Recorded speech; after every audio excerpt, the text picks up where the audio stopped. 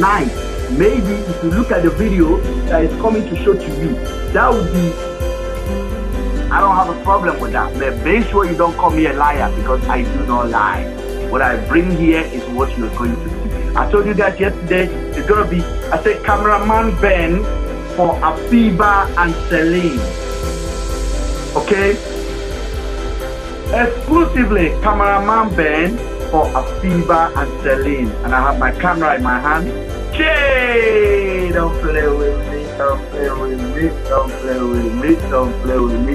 Somebody say, that's how we do it, that's how we do it, that's how we do it, that's how we do it.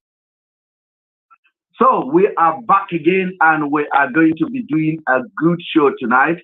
Let me go ahead and play you a 10-minute to 15-minute video that will basically shock you how I connect the dots, and I connect that humanitarian guy called Harrison. You're going to see it today, and you're going to be shocked what you are going to be seeing. Okay? That's what we're going to do. So if you are joining, please make sure that you are staying put. Make sure you share. Share it. If you're on YouTube, share it to your Facebook page. Share it to your whatever you can share it to. Invite other people, tag other people, because what I am going to bring to you tonight is going to be one of the most exclusive connections that I have made so far. That connection is because one thing I want to do is this. I want you guys to understand, I have no problem with Harrison, but I have a problem with the job he's doing. And you cannot be, your hand cannot be full with corruption, and you are coming to tell me bullshit. I don't buy it. So today, you are going to see how I bring this guy to his kneel. Whether he like it or not, he need to step out and he need to apologize to the family that he has defrauded. Watch and let me play this for you. Please stay tuned on the comment section. And if you are our, okay, so this is what's going to happen right now. I'm coming because this video is a bit, I literally just did it. So first of all, I welcome you guys. I welcome you guys. Cameraman Ben is here. I take my name with a pinch of salt, and I am happy to welcome you guys. The video we are going to watch now, Please pay attention to details. I told you guys I'm like a boxer. If I'm in the ring, I must make sure I completely take care of the opponent and make sure I don't have opponent in this. I have distractors. And as long as they keep on distracting me, I will keep on exposing them for who they are. And I told you guys yesterday, I am prepared and I'm energized and I'm strong and I am happy to be here with you guys. So if you're going to comment on our page, please comment, express yourself. Don't accuse me of anything. Okay, you can comment as much as you want to comment, but what I will not take is abuse. It's enough. You guys have reigned it. You guys have taken the day. This is my turn to return the favor. And when I'm returning the favor, I don't want nobody to interrupt me. Because when you guys were doing it, you guys were doing it and doing it and doing it. But the truth is out and we can all see it. But since you guys are blind not to see it, I'm going to reopen it again on a regular basis for you guys. That's what I'm doing right now. So if you are joining and you want to be part of us on YouTube, please make sure that you are joining us on YouTube as well. That is what we're going to be doing. Let me get the video out. I present it to you guys. Make sure you put your pen and paper, because after you watch all the segments I'm going to show to you, you are going to be putting it down. We continue from yesterday. The topic is a bit different today because I call it connecting harassing. So what I am going to do, hello sir, okay, good evening. What I'm going to do is to make sure I take criminal harassing out of this investigation, and he should be going back to jail after I finish with him. Because it's two ways. He called me the archive man. He called me cameraman. So cameraman doesn't lie. Cameraman will tell you what you don't want to hear, and it will land you in jail. That's number one. Let me show you the game.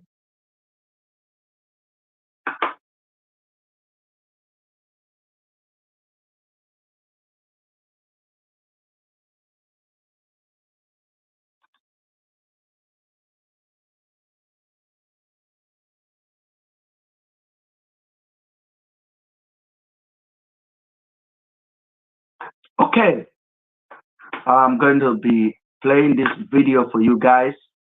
Please, people on YouTube, if you can hear me, let me know. If you cannot hear me, let me know. Please, it's very, very important. I am going to pause it and make sure that you guys are getting it. Let me take myself off the stage so that is just the video. I narrate it because it's going. We are premiering it now. I am going to post it later, but I think it is worth you guys to watch it first. So you're watching it first on this live. So you're watching it first on this live. So please, let's go and watch the video in real time. So I'm going to pause my mic. At Oduman's heart. Her son was taken away in the police custody. Andrew was alleged to have kidnapped these two young ladies. I have never come out here and defend Andrew. The police have the possession of Andrews. The police was in charge. The police was supposed to investigate it.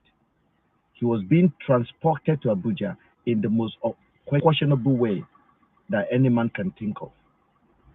And they piled this guy along the road. And when they finished piling him, they sent a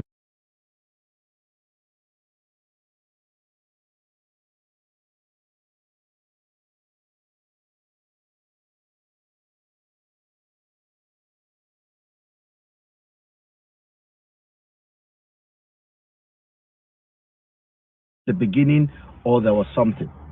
They or pie the girl the way they want to do it. That is why I spoke out.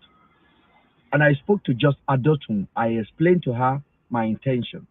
But she went online and sold the nation a narrative. Let me tell you something. I have nothing to do with any crime that Andrew has committed in Nigeria. The Nigerian police have every opportunity to stop this guy. They didn't. Why do you think it is okay to blame me and you're not asking a critical question? Nigerian police deleted Andrew. The first thing they did was that they knew they have messed up. They begin to look for alibi to cover things up. Neither is there a plan from the beginning or there was something. They bought a body to give to a family that is missing their daughter. Just put yourself in that position. If it's your daughter, if it's your wife, if it's your friend, if it's your community member, if it's your church member, that the audacity of them going all the way to purchase a body, which Harrison basically helped them to do. I saw the narrative, I saw it, and I begin to call it out. A lot of them did not like it. A lot of you guys did not like it. People begin to accuse me of things that I have no hand in. If you want to know what I've been through in the last 2 months, just take a trip to the YouTube and put my name, Ben Samuel. People begin to accuse me. I know. Why we continue? Sorry, let me.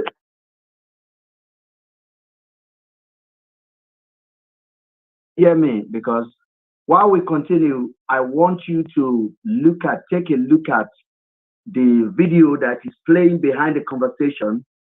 You will see that the plant where that body was found, or where the plant is live. Okay, the plant, the top of the plant is live. There's a life on the plant, but at the bottom you can see bleach. Bleach. It can only be the bleach that basically they put a bleach on the grass there. Okay, so that is a bleach, because if that place actually contained that thing they say it contained, there will not be grass around that area. So you got to put your head.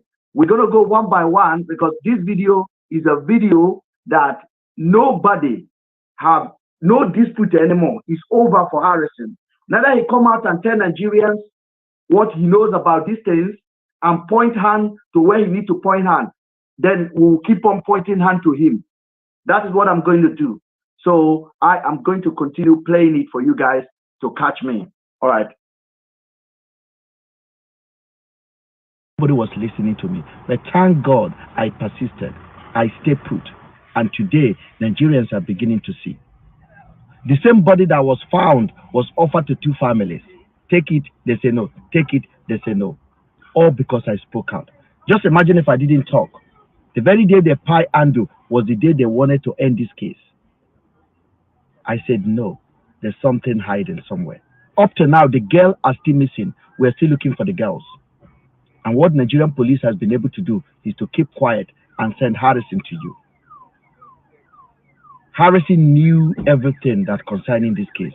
About the body, he was aware of it. Oh, Harrison was sending a message out that anybody who see anything should call him.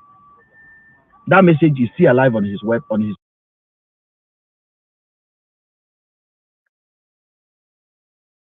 The message went out on the 2nd, as we said yesterday. The message went out on the 2nd of June. Okay, on the 2nd of June at night. Maybe if you look at the video that is coming to show to you, that would be around midnight, around 12 midnight. Okay, that is around midnight. Harrison said he got to Aba at 10 o'clock that night of the 2nd. Okay, that night of the 2nd, he said he got to Aba at 10 o'clock. Okay, but the video he made to announce, to ask Nigerians and ask the people of Abohil to, if they find anything, they should let him know that he's the gap between the police and the people. That video was shot while he was already in Aba.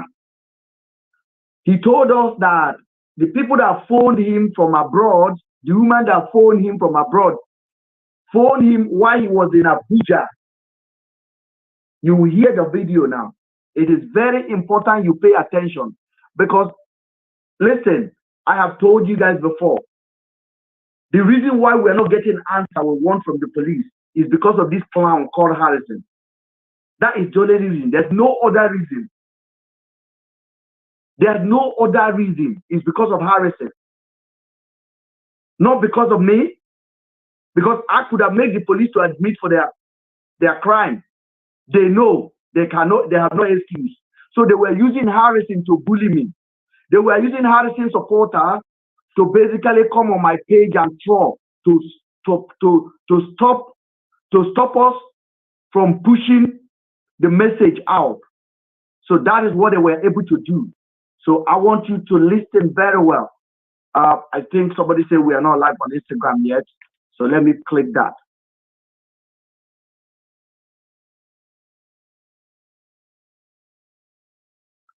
Okay, we'll be live on Instagram now.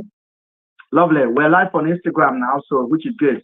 So let me go back to the video again so that we can literally go ahead. Pay attention. Pay attention. Page. Harrison told us in that morning on the second that he needed money because there was 2 bodies found in a bag. The reason why the police was running helter-skelter to do cover-up is because they have Pi Andrew in their hand after collecting millions, not knowing that Andrew has informed me.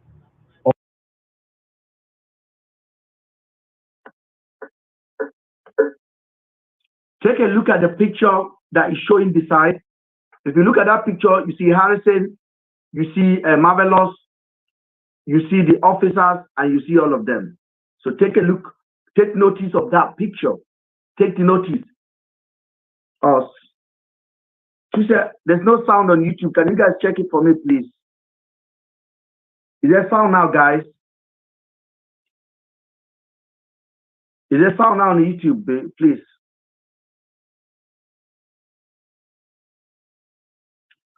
Oh, my life. Let me wait for the YouTube guys to come. Somebody help me. Thank you. There's a sound on YouTube, so we're back again. So I want you to take notice of the officers and see Marvelous. Marvelous is the guy that bought the body in Aba. Marvelous is the one. So take notice of Marvelous. Take notice of the guy in Native. So everything I'm giving to you now, I'm giving you facts. I'm giving you facts, and I have receipt of everything I'm going to tell you now. I have invoice for them. I'm not just coming here to tell you. So if Harrison want me to publish the invoice, I will do it, and he will be disgraced for life. So he should better come out now and start talking. I have invoice. I'm not dealing with the police yet. I need to clear roads. Okay, if you are traveling on a joining, you first of all need to clear roads. So I am clearing roads. Nobody should blame me for clearing roads. That's what I do. Okay, that's what I do. So I'm clearing roads. So, and anybody that is on my way, I will crush you before I talk to the boss. If you're not prepared, don't come to my door because I am clearing roads. This is not a joke. You have tried to damage me. You are not just trying to cover up for missing 2 girls. You will try to damage me. You have abused my reputation. You have brought me to a dispute. And it is time to basically show you, show Nigerian and show Ghanaian and show everybody who you are. The true color of you. You went there to make money, and today it is payback time. And this is what we're going to do. Okay? So I have taken a very, very long time to explain myself on this video to our Ghanaian audience and also to Nigerians audience. There is no case. This case was dead on the day Harrison discovered the body. If Mr. Ben was not around. If Mr. Ben was not around, this case was dead on the day Harrison discovered the body. You will hear him now telling you how the case, how everybody can now rest in peace. And then they would have given that body to Celine family, and a day later, they would have go and push it another black body and chop off the head and chop off the leg and say that is for Apiba. They would have done it if I did not talk. So the more you open your mouth, the more you will see that you are lying to yourself. You don't know the truth. So this video will expose him for who he is. So I want you to watch and I want you to share it.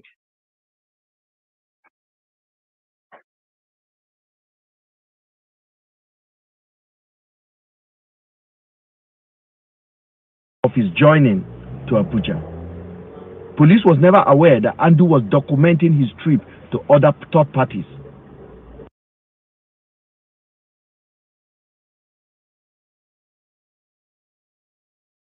This was the post. That post you see here where you see Celine and Afiba, that was the post that Harrison made on the 2nd in the night, like 11 o'clock or 12 o'clock or even 1 a.m. Okay, let Harrison screenshot the time he made this video. It's on his phone.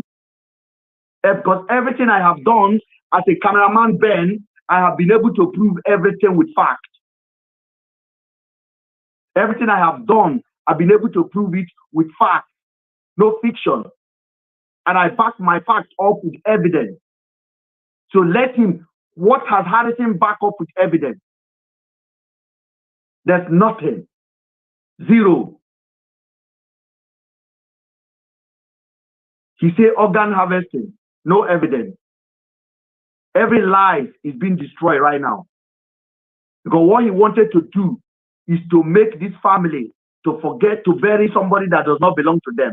Just imagine somebody that will go to that land. Just imagine somebody that will go to that land to give you another body. Just imagine that. And I will show you now. Just watch.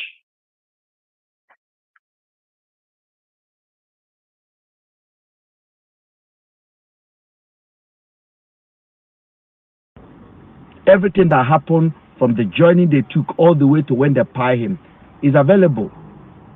All I'm asking Nigerian police to do is to come out and clear their name. Is to come out. Everything that happened from the journey they took all the way to when they pie him is available. All I'm asking Nigerian police to do is to come out and clear their name. Is to come out and punish people that are lacking. Is to come out and put effort to locate these girls. But instead of doing that, they went into media campaign to smear my name. Today, Nigerians are beginning to see the reality. And we are going to be putting searchlight on the young ladies. This is very important. Afiba and Celine are the most important part of this case, and we must look for them. Harrison has used his platform to bully me, and they brought a guy called Bio, and all of them were basically trying to discredit the story that I have. The story I have was very clear. Nigerian police has failed the people of the nation. They brought Rachel to accuse me of something that I have no knowledge of. And I've told you guys several times, I've never known who Rachel is until this incident happened. No, I don't know who she is. But Rachel came and told Nigerians that Andrew was basically implicating me while Andrew was censuring her. But the same Rachel ran to the police, and the police sent her away. Think about it. So, ladies and gentlemen, there's more to this, and I want you to pay attention to details. I want you to pay attention to detail. Harrison found the body. Harrison got the phone call. Harrison did not inform the community in Abia or the police in Abia there was a body found in your community. Harrison has to fly back or travel back to Abia with the same police officer that deleted Andrew along the road. Harrison told Nigerians that the officer told him they had been to Andrew's house and they searched, there was nothing found. When I was in Abuja, where I took Rachel to, you know, I was making some posts on my page and I was pleading to people in Abia.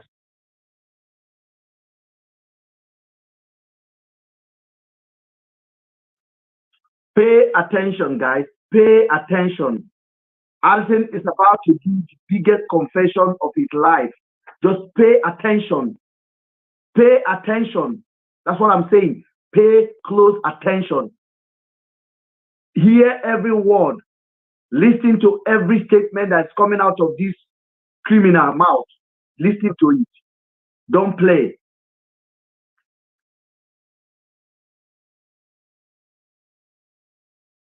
If you see anything, come out and say. Don't be scared. And that period, he made this post. He made the post. This was the video Harrison posted, asking people of the area to call him. It was on the 2nd of June, 2024. Remember, he said he was in Abuja when he made the post. If you listen to what he's saying, which is going to repeat again now, he was in Abuja when he made the post. Then I will show you the video that he was not in Abuja when he made the post. Keep watching.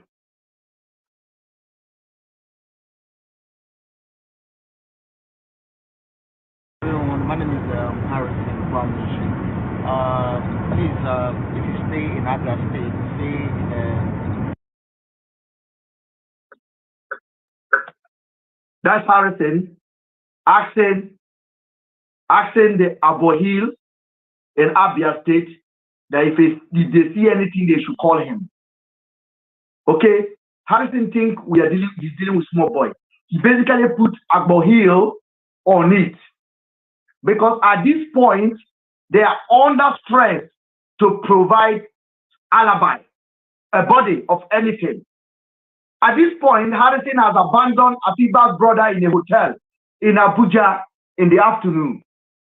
Harrison did not fly. He said he fly. Harrison, you can tell us which flight and what airline you took from Abuja to Lagos, Lagos to Anambra. From Anambra, you took a taxi to Abia State. You can tell us which airline you took. You can display it. You can show us. We can go backward and check. With the freedom of information, we can ask and we will get it. If you can tell us the airline. If you can tell us the time, we will find you who you are. If you are on that flight that went from Abuja to Lagos, from Lagos to Anambra, then you took a taxi from Anambra to Aba, only you. I want you guys to watch the car he's driving on. This was in the middle of the night, okay? I want you to watch the car. And he told us he arrived in Aba at 10 o'clock, okay? The reason why Harrison is important in this case, for some knobhead who may not understand, Harrison has been the information giver and the information takers. The Nigerian police have refused to talk because they got Harrison. So Harrison has been their spokesperson. And I am tired of listening to Harrison. Harrison has given us false information plus false information into false information into false information. So it is high time we show him who he is. And so that Nigerians will see him for who he is. I am not interested in bringing him down. But since he doesn't understand the limit of his strength, I will tell him that I've been in this game before he even enter it. This is not disinformation. These are facts. And I'm dropping facts with evidence, which is readily available on his platform.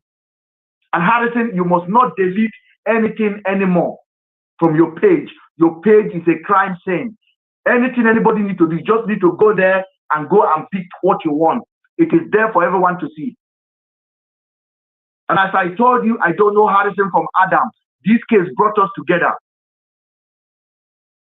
But for the last 4 weeks, we have not been able to discuss about the missing Afiba and Celine because Harrison has taken it upon himself to be discussing with Nigerians instead of the police that's supposed to be responsible for Nigerians. That is why Nigerian police has been very quiet. There's no other thing. Harrison, you have danced your dance. It is time for you to step aside and confess what you know. Let's go.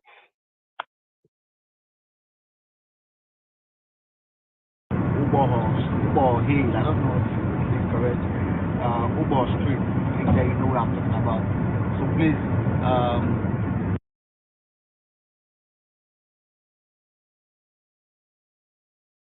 I know you are hearing some things regarding about Harrison abandoned on this afternoon, 2nd of June. Harrison ran away. And according to Afiba's brother, he said it's not safe. He told Blessing, Rachel, it's not safe. Go. And abandoned them and ran away. So it must be like, okay, Mr. Ben is on our neck. We have got a body. We are going to discover it now. At that particular, you hear now when he said with his own mouth again that he sent Marvelous to go and check where the body is. So that's when Marvelous went. They went to Andrew's house and removed his curtain. They went and removed his curtain. From his mouth, you will hear Harrison telling you that the police that came said they went to the house, they did not see anything in Andrew's house. But how come they went back the second time and they see blood on the bed, on the curtain, and there was 2 curtains missing, and there was blood everywhere, on the door and everywhere? How come? Common sense, Nigerians, common sense. Forget sentiment. Nobody is a sense. If Nami be the one, if you find me lacking, make una stone me. When I never even find me like I won't do them already. This is your hero. I am basically exposing your hero now. You will see. Keep watching. I told you, Nigerian police sent him a message. He didn't ask where are you sending me to.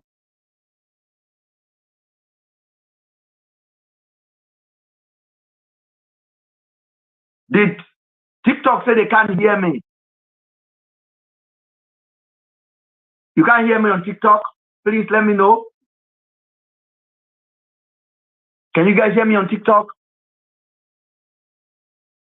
Can you guys hear me on TikTok?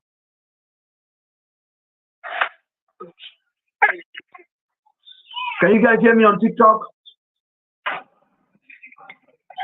Yes. Okay, somebody said they can't hear me. Because the reason I'm presenting this video today is because I want to take you guys step by step so that everybody can watch what I have been up against step by step. And then you can now go and sit down and replay it and think and ask yourself a question. And I'm inviting all the YouTubers that have used my name to do content. It is time to apologize. It is time to apologize because the course I place on Una will still work. It's on its way. Let's go. About Celine and the Afiba, the two girls. So I'm appealing to everyone.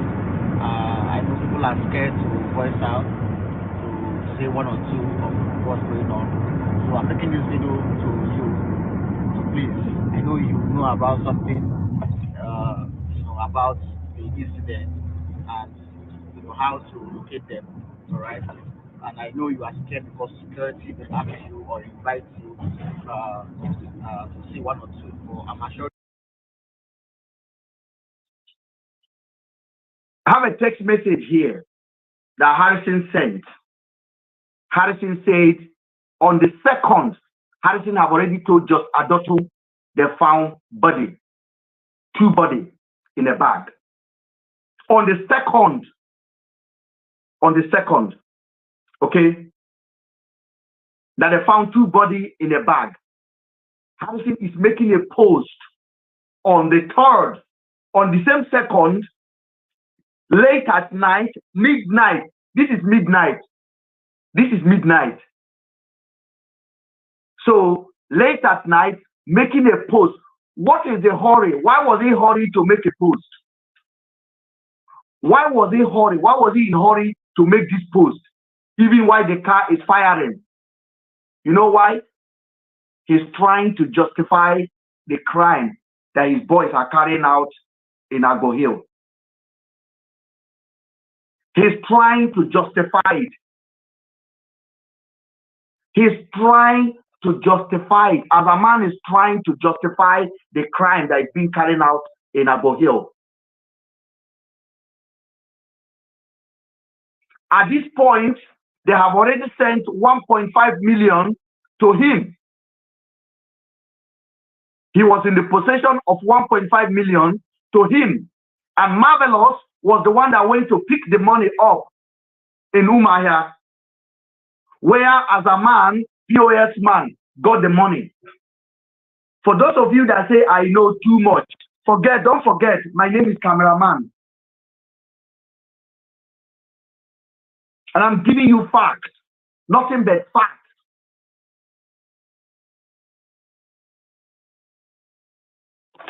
Marvelous was the person that went to pick the money.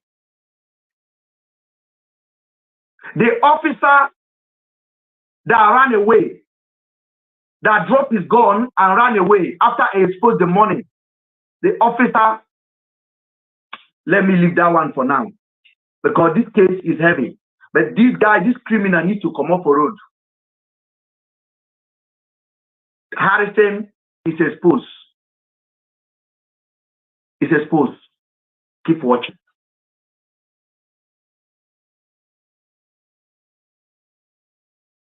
Nobody's going to invite you. You are safe, and I'm personally personally assuring you that you're safe. So all you need to do is just to send me a DM and just tell me this is where, and give me direction, and I promise you nobody's gonna invite you, and that's just my assurance. I'm assuring you tonight. You know, the family to know where their children are. If you hear the message he's sending, he's not sending a message out to discovering of a read for Celine and Afiba alive anywhere. What he's sending out, he's sending a message for body. Okay? He's asking if you find body, if you find anything. Okay? It's not like he's sending a message out that if you know information about whereabouts of Afiba, okay? No, he's sending a message out because the body have already been planned and they need to go and present that body instantly on a camera. Many of you here, when Harrison said it was in a bag, it was two body has been found in a bag. Just Adotun said it on the live. And they will begin to raise money for him. Then I will tell you that on the 3rd, the day he told us that he told us that he arrived on the 2nd of June in Aba. I will tell you that on the 3rd, he told Just Adotun he needs money to fly to Aba. Why he's already in Aba? Or why he's already in that area? I have the messages. I have it. Just Adotun, me and her have never spoken. This is a woman I know for long because of this case. Because I know they are cloud chasers. As powerful as she thinks as she is, she's still a system manager in Nigeria. System will still control her. No system can control me. You can't.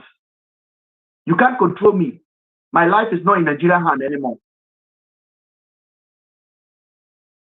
If the system is controlling Harrison, and Harrison now sees a superior person like Mr. Ben, Harrison is supposed to step aside and say, this guy, no, I don't want to put mouth.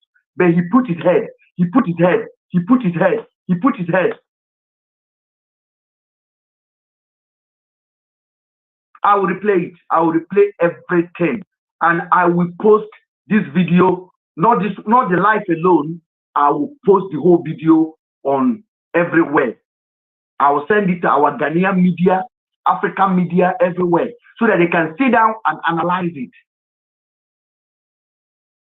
Since you want to do social media laundry for police, you will do it well. If you want to notice, for the last 48 hours, Harrison has been abusing the police. This guy went to school for brainwashing. What he's doing, if you see, about 10 of his posts now is against the police.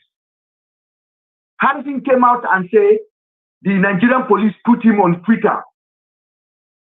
It was a lie. It was still part of the connection because he was laundering their image for them, for him to remain relevant so that his image, the image of the police, can be portrayed through his platform. He had to ask them to post his picture and say, we are looking for you on their Twitter page. I know about it. As you see Nigerian police that they are bad, so there are decent Nigerian police that have conscience. They may laugh with them, but they go behind and phone me and DM me. I'm telling you now, whistleblower, people that know this guy to toilet. There are good Nigerian police. They are good. They have a good family. They have a good heart, and they can see the pain I have been through in the last 1 month and a half. They can see it. They can see the corruption. They can see me shouting, and they are beginning to wake up. The good one among them are beginning to have conscience. How do you go and buy a body to give a family? What about if now your wife? What about if now your sister? Moron people, when they follow Harrison, they never ask this question. Say, Harrison, how you take discover this body? Now, if you don't know one ask me, I'm telling you now, Harrison and Marvelous bought the body. and his team.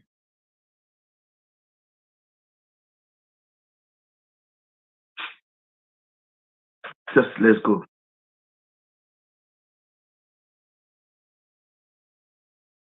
The two girls, So please, I beg you.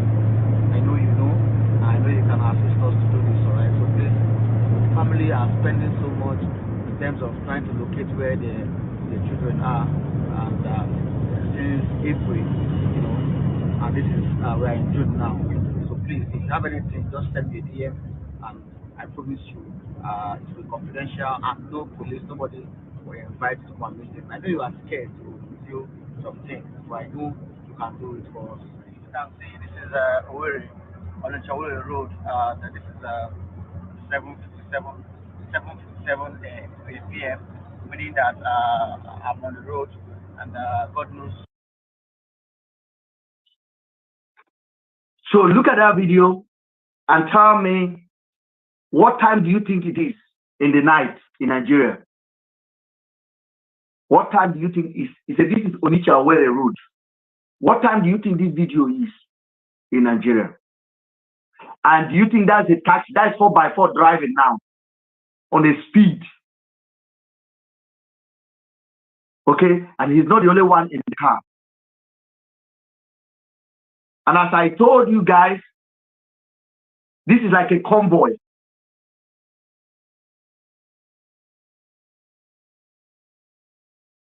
They left Abuja not by flight. They left by road. Harrison did not enter any plane. Harrison, you did not enter no plane. Show us the ticket, show us the airline. In short, just tell us the airline and the date and time. Leave the rest. Don't even put your name anymore. We'll find you. I will find you.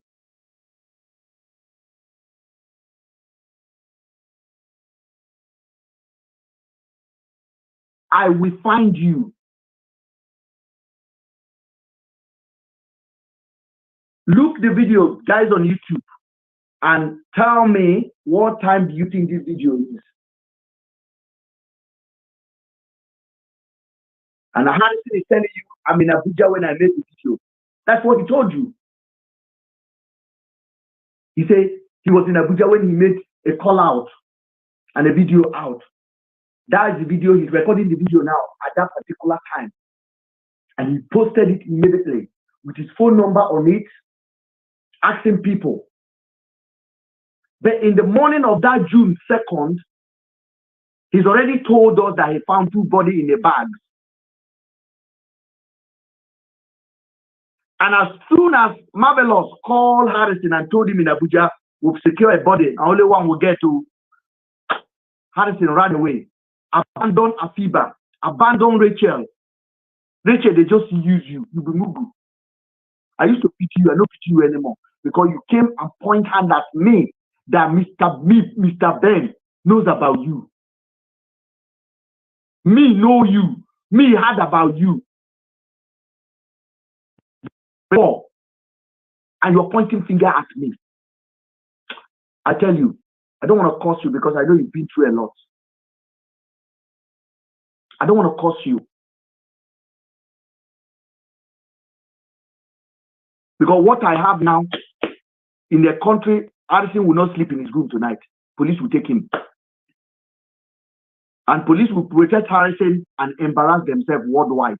I am not giving up.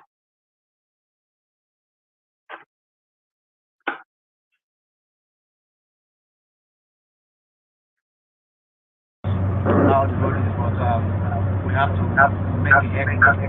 I need you to assist me to achieve this. The family needs to know whereabouts of the daughter. Please assist us to do this. People that stays around Ubo Hill in Abia State. This is my call to you this evening, for you to have a think, and that no police will arrest you or invite you to say one or two how or where you saw or anything you see. All right. God bless you so much. I appreciate it. I'm a civilian who is coming out now, and most of you know me.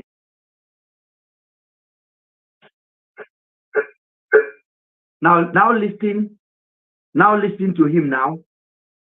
This part is very, very important because he is explaining now, and then watch Sabio's body language. Sabio is just acting dumb. I think the guy actually knows what he's doing. They paid him to spoil things. But that is so childish of him. That is very childish of him. I want you to watch the body language of Sabio, and I want you to watch the body language of Harrison. Very important. If you have any information, just give to me.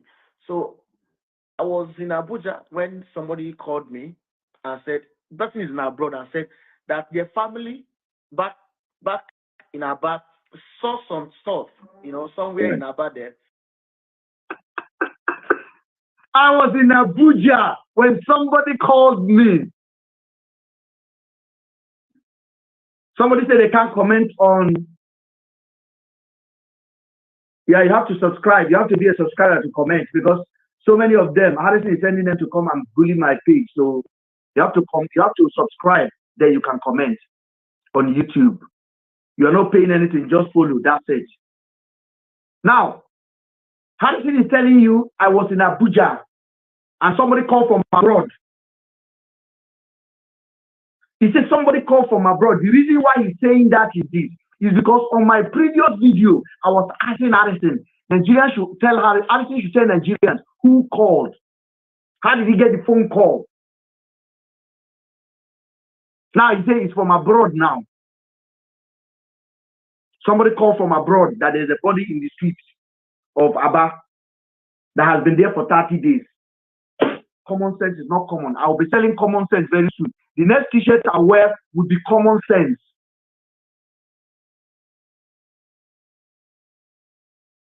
Just imagine that he's telling you now that somebody called from abroad, that the body has been there for 30 days, no legs, no head, no hand. So the community have a body on their community, and somebody went to open it and call the sister abroad. Sister, we found a body, you know, get leg, you know, get hand. And the sister said, how the body be? He say he lies in skin, he cover and back again, go back to sleep. And the person come back every day, ticking, day 1, day 2, day 3, day 4, day 5. And the sister say, how long? He say 30 days. No baby talk him. Now Harrison talk him. Harrison is telling you now, I'm in Abuja when I made this call out. Let me tell you why I came to speak out. Because of Harrison and because of the girls. When Harrison came out to Daddy Freeze, immediately Andrew was pied and Harrison was lying. I knew that this girl may be alive somewhere. I say, what about if these girls are alive? And let me categorically tell you today that those videos that Andrew sent on his last minute really saved the day. Because imagine if I didn't get them. Or if I did not have the courage to talk about it. If I did not have the courage to speak out. When I spoke out, they used Daddy Freeze. They begin to ambush me. When I hear ambush, the biggest ambush in life, go and watch Daddy Freeze video. And people should tag Daddy Freeze now. All of you, tag Daddy Freeze. YouTube, everywhere, begin to tag him. Let him repost this.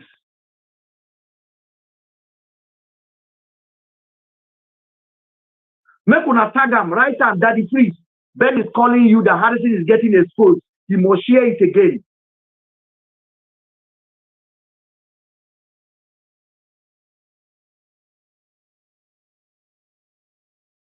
This is fact that I'm dropping. There's no lie in it.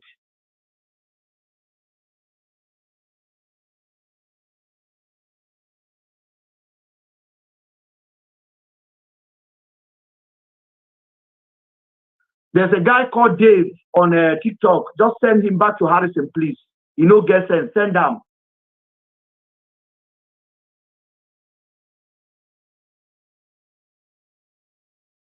Go back to Harrison's page and go and answer questions. Idiot. People like, I don't know why you guys are giving him a chance. Just block him. People should block their papa, block their mama. make una go dey listen to Harrison. The next police bullet, now your head it go come. The next police bullet in Nigeria, now your head it go come.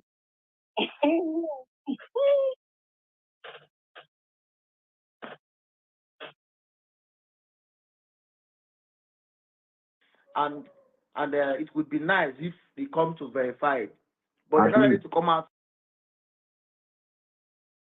to show us or show me. So I said, okay, fine, please, how do we locate it? After several calls, he said no, that the family back home cannot come out because they don't want any issue with the security or anything. Yes. I said, okay, fine. Did you see that laugh? Did you guys see that laugh Sabio gave? That is a laugh of nervousness, a laugh of what is this guy talking about? You understand? I understand. Mumu laugh. Potato head.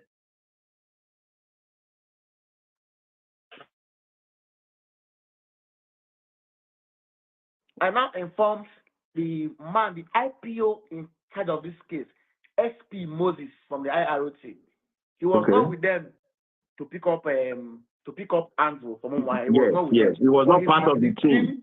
He's the team leader. Yeah, that took Andrew, but he was the team leader. And I called and said, sir, look at what I got. So I had to call the person again on my other line and put it on last.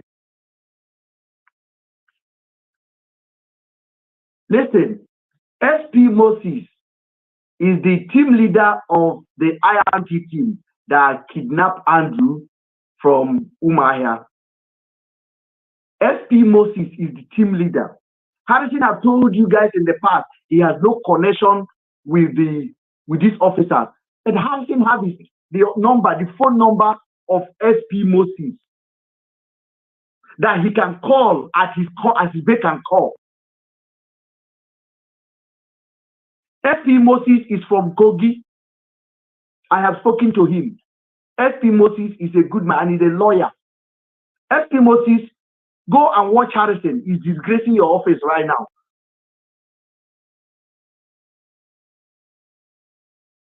Go and watch. I've told you, guys, I told you guys, on a fuck up.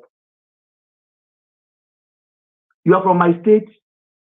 I will talk, and I told you from the depth of my heart. I told you I'm a journalist, and I will write the fact. You're a gentleman. It is time, and you are not there. You told me you was not in Benue. You came down to Benue to take a report.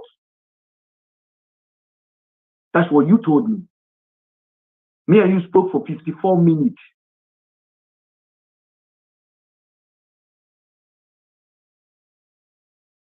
You wasn't there. And I told you to go ask your boys what they did. And I hope they have told you the truth. And you watch as Harrison was destroying my name. You told me you have Andrew's phone. I said, open it and check if there's anything that links me to Andrew. You didn't do it. You think Harrison will win? Harrison will bring the whole of your office down, including you, Oga. He will bring you down. You wasn't there. What are you guys covering for?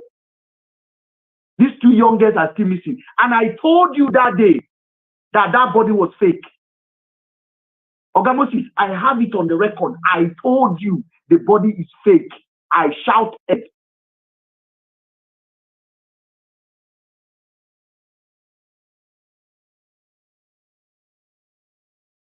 I said the body was fake.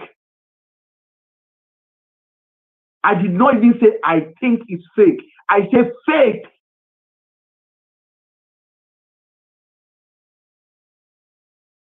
Because Oga Moses, you know it is impossible in Nigeria for a dead body to be on the street for 30 days. It is zero. It is the chances for that to happen is zero. Is zero. Why would I not coach this guy well? Or why you no coach him well? I don't understand. And instead of admitting defeat, they were using media. They were using their followers.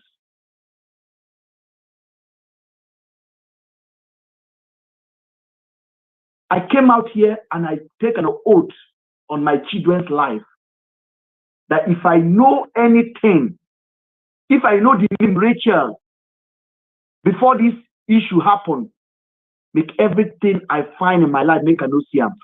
Una come, una tell me say you dey lie. I told you, I say if I know anything about Afiba, if I ever see their picture before this issue,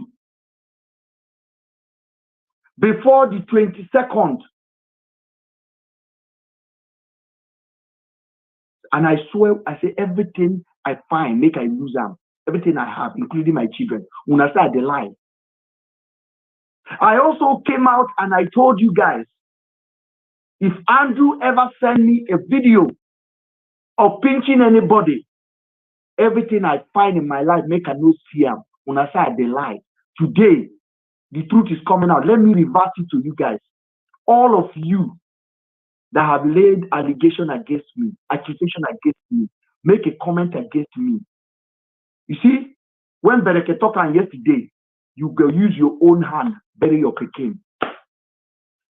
Anything where you find in this life, anything where they make person happy, the universe will truncate it from your hand. If you know repent now and write apology, not just on social media, with your own mouth and post it. The same comment you write, you go and write apology there. If at this point you are still doubting me, your life, happiness is truncated. Because I did not do anything wrong. I never supported Andrew. All I saw was that these people were lying. What about if these girls are lying somewhere? And I never told you Andrew did it or Andrew did not do it. I just told you fairness. Why did they pie the guy along the road? Why? Why would I pie the guy? Why would I not take and make it tell where the girl stay? Why would they sleep along the road, they collect money from him? And why all the lies? And the worst is when Harrison now provided body. That's when I say, no way, no way. I have to fight it. And I was fighting alone. And today, all of you guys that have stood by me, all of you, no harm will come your way again. Ever. The day you will need help, help will come from south, east, and north. People will be offering sevenfold help to you. Because people gave me a chance to express my story. And I told you in the beginning of this video, I said the day enemy will rise against you, the day they will come against you, may them never take your voice away. You know, if somebody carry you now and throw you inside a well, and they beat you, put you inside a well, if you have your voice, you can raise alarm. Somebody can come and help. If they take your voice away, you are gone. You will be there. You will be able to talk. If they wrap your mouth, you won't be able to talk. And you'll be there and suffocate and pie. And pie. So that's why I pray. All of you guys that have tried to take my voice away, God will not forgive you. The universe will remove your voice.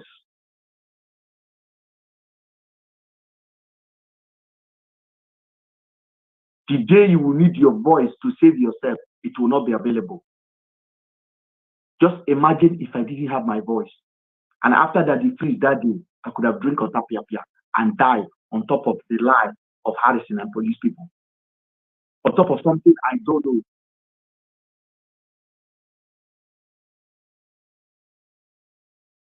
On top of something I have no idea of. I have no part. When I say I did UK, say I'm part of it. Come and tell me I'm part of it now.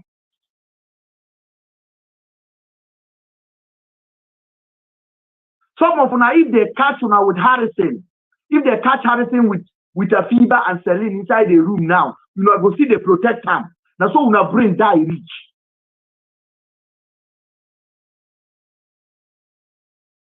We are going to listen to the video.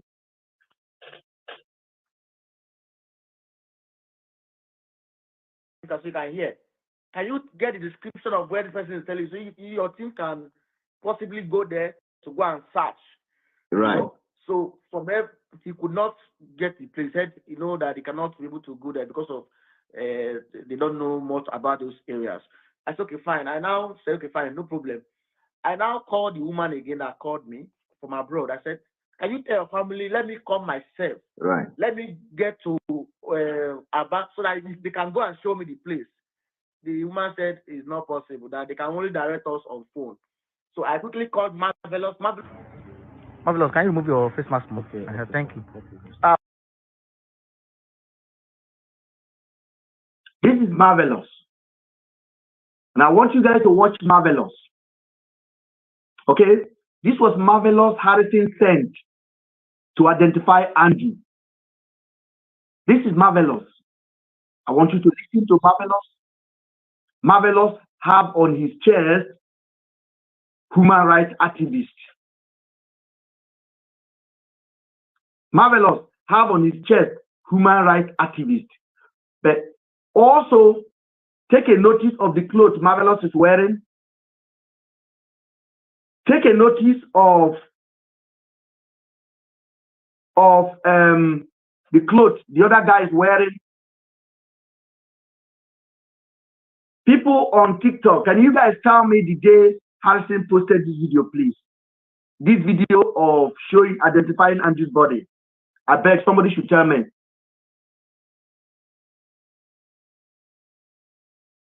Barrister.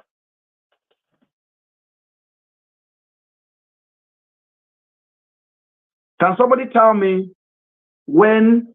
It's on the 5th of June. It was on the 5th of June. 5th of June. It was the 5th of June that they posted this video. And that was the day they said they went to identify Andrew.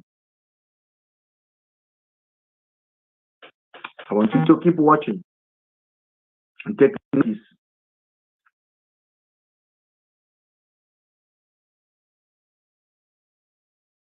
Marvelous, you were at Abia State Police Command to see Andrew Ochekwo. Yes, sir.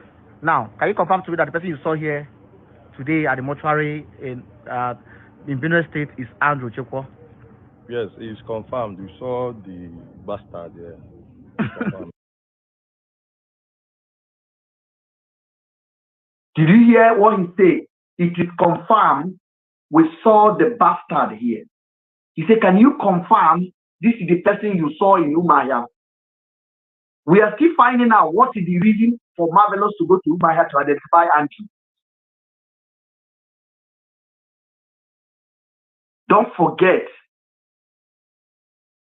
Harrison is telling you he has no connection with Blessing, but I will establish the connection. Keep watching.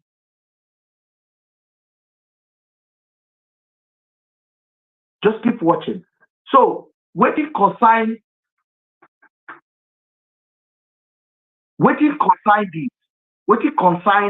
Marvelous with Andrew. To use that word for Andrew. And the guy, they were human rights activists. Let's go.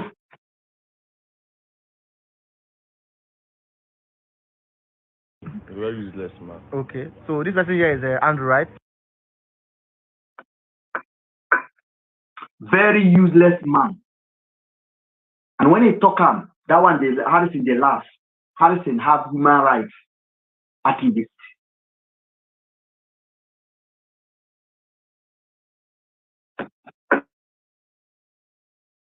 Yes, sir. My brother, the person you have seen on video, pictures, is it the person you saw here? Exactly. Any difference? No. Even with the big head, everything. Everything. Okay, confirm that this man here Rashes, is Andrew. everything. Okay. All right, guys. So we are still in Benue State. All right. I'm going to show you the video of Andrew videos and picture. Okay.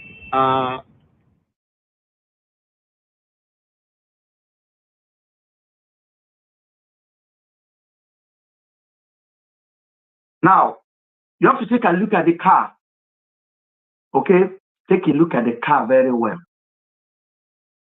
Okay, take a look at the car. We still have a video of the car. Take a look at the car. Look, all you guys on YouTube, look at all these points, all these points. There's no bullet hole. There's zero bullet hole. Okay, so you look at the top of the vehicle here, it's not damaged. What is damaged is just the glass. So all the bonnet is not damaged. Why? Because they intentionally damaged this car after I raised alarm. But the Mumu people did not know because they still think I'm going to give up. They wanted to dispossess this car to keep it for themselves. And as I told you guys, Harrison was intending to buy this car. So you say the guy was running away on a pyre. Where the bullet hole? Where the bullet? The tires are intact. Let's watch.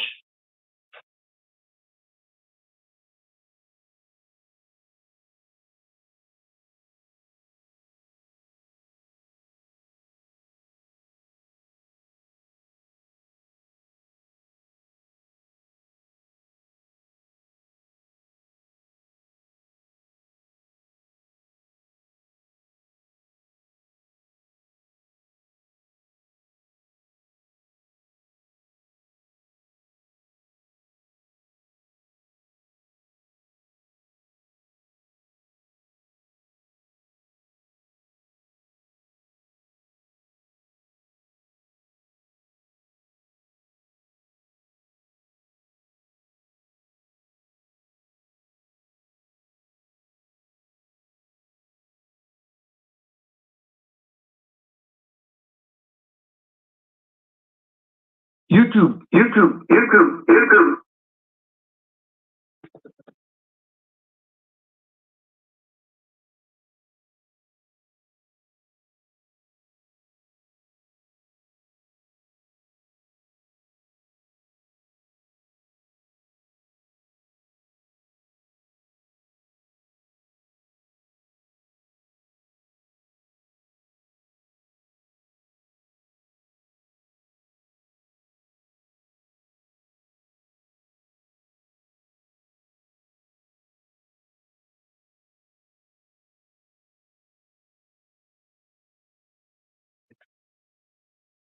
I beg. Make una tell me, sorry. Make una tell me where bullet hole dey as you look the car around. Make una tell me where una see one hole inside that car. I dey play am again. Make una tell me.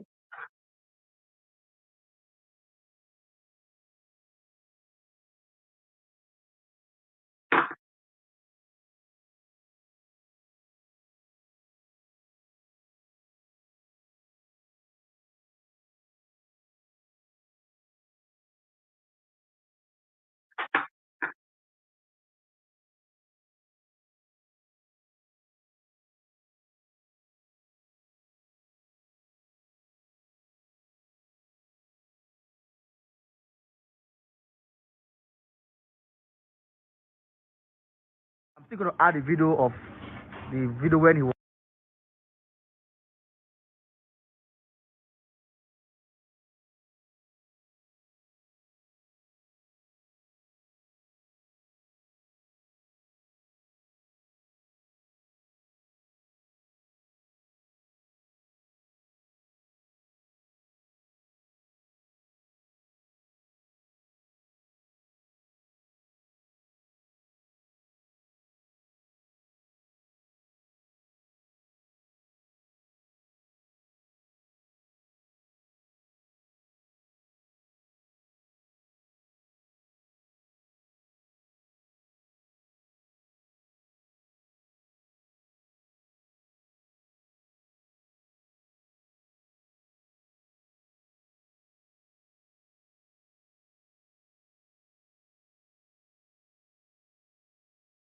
was the day he was shot. Okay. I attach it to the No film too, problem, so no that everybody can problem. see too. All right. So we are here at the mortuary. The man that people are saying that police people collected money and he escaped is at the mortuary in Otukpo in Benue State. So the story from the police that this man is dead is correct. All right. So if you want to get more verification about if he's alive, go to the police. Police will bring you to the mortuary and show you. All right. But this, simple as that. All right. So please, this man Andrew Amechi Ashley Ochekwo is dead and is gone Forever. he's not alive anymore. He's nowhere anywhere. If you see him anywhere in this country, anywhere in this world, just know say me Harrison don't lie for you. You can never rest in peace. So this man, he don't die. As they escape from what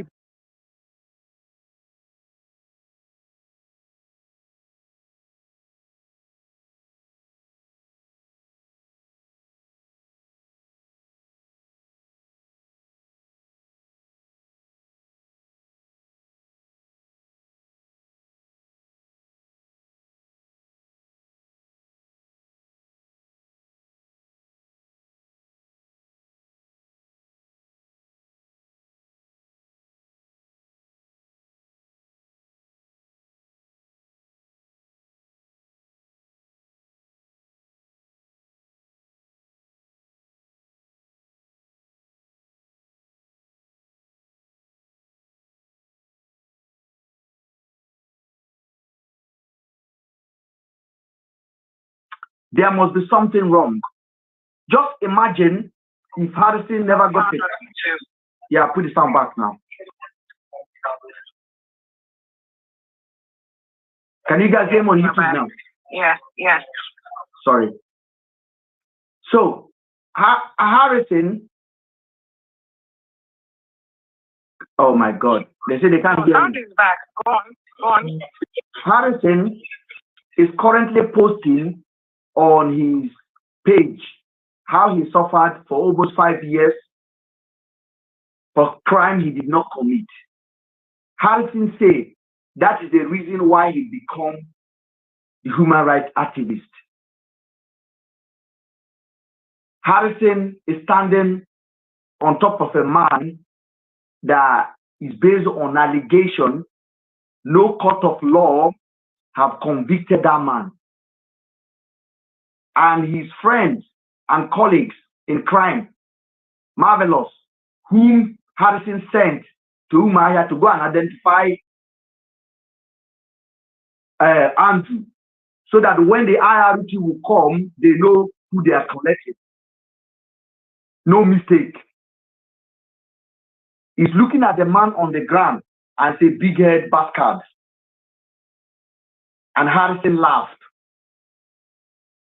Let's assume Harrison made a mistake in the movement.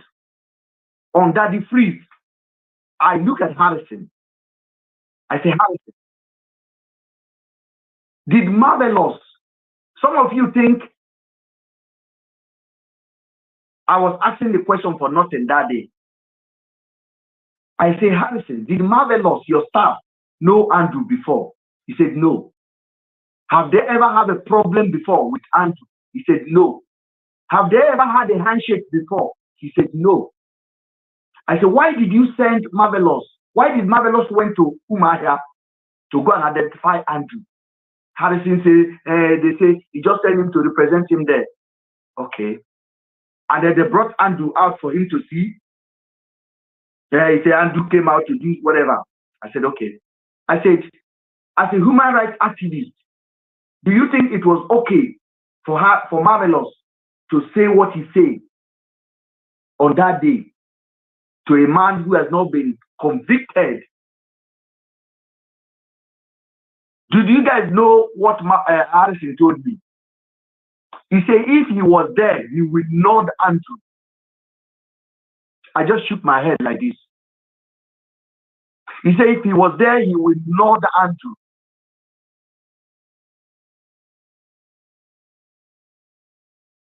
He said, I will nod him.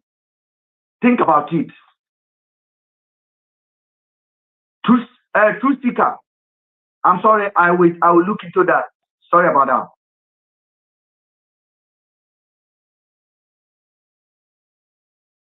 He said he will nod the guy. He will nod the guy.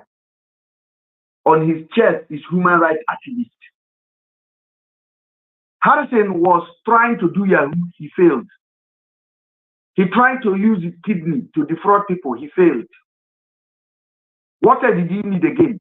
He went to carry rosary, this Catholic rosary, and hold it and begin to call himself human rights activist. And he began to defraud people up and down.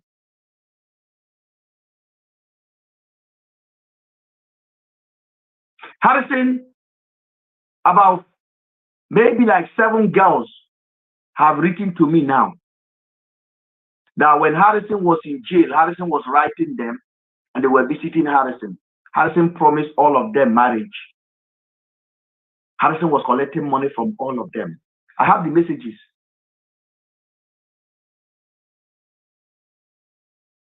He promised them marriage. When he traveled to America, he was still collecting money from them. Some of them use their, honestly, you know what I'm talking about. Some of them use their money, their trade, their business money, and give it to you. I have the messages, but I don't want to be petty. But if you want me to go there, I will go there again. Confess now and tell Afiba's family, where are the girls? What do you know? What is your relationship with Blessing? Why did you guys went to buy body?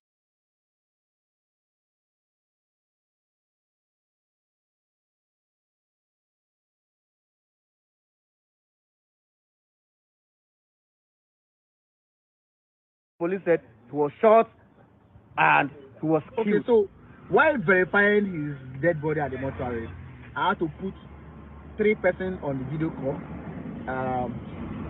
My mommy, Adotu, Tessie, the sister. He just said my mommy, just Adotu. Okay? And then he said Rachel. The same Rachel, this guy abandoned in Abuja. Then he said my mommy Adotu. When I show Harrison's page to just Adotu, she was sitting down in the car with me like this. She doesn't know who Harrison Page is.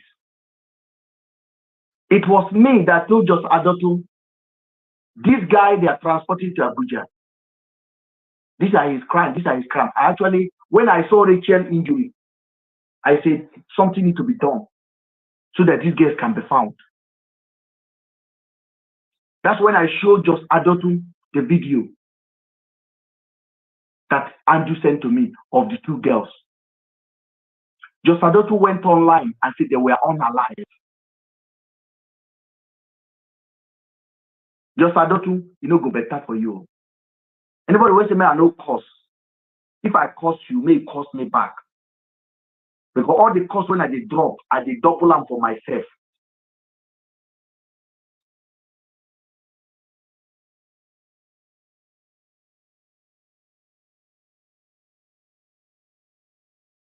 All the costs when I did cost, I did actually double them for myself.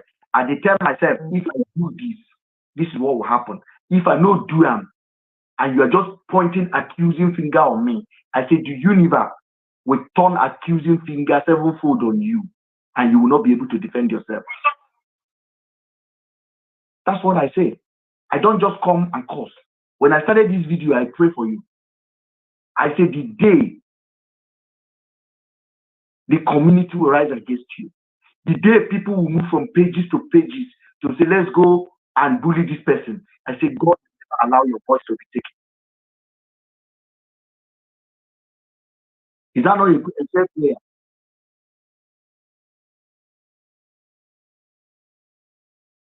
Is that not a fair prayer, guys?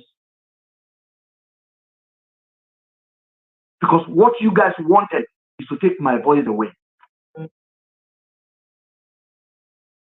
even when I know this guy was lying. What I've been able to do, if you bring 10 men, maybe only 2 will do it. 10 men will speak out in a situation like this. But I spoke out. And I'm ready for the consequences. Mr. Ben, Yes. let me make this clarification, okay? Yeah, go ahead.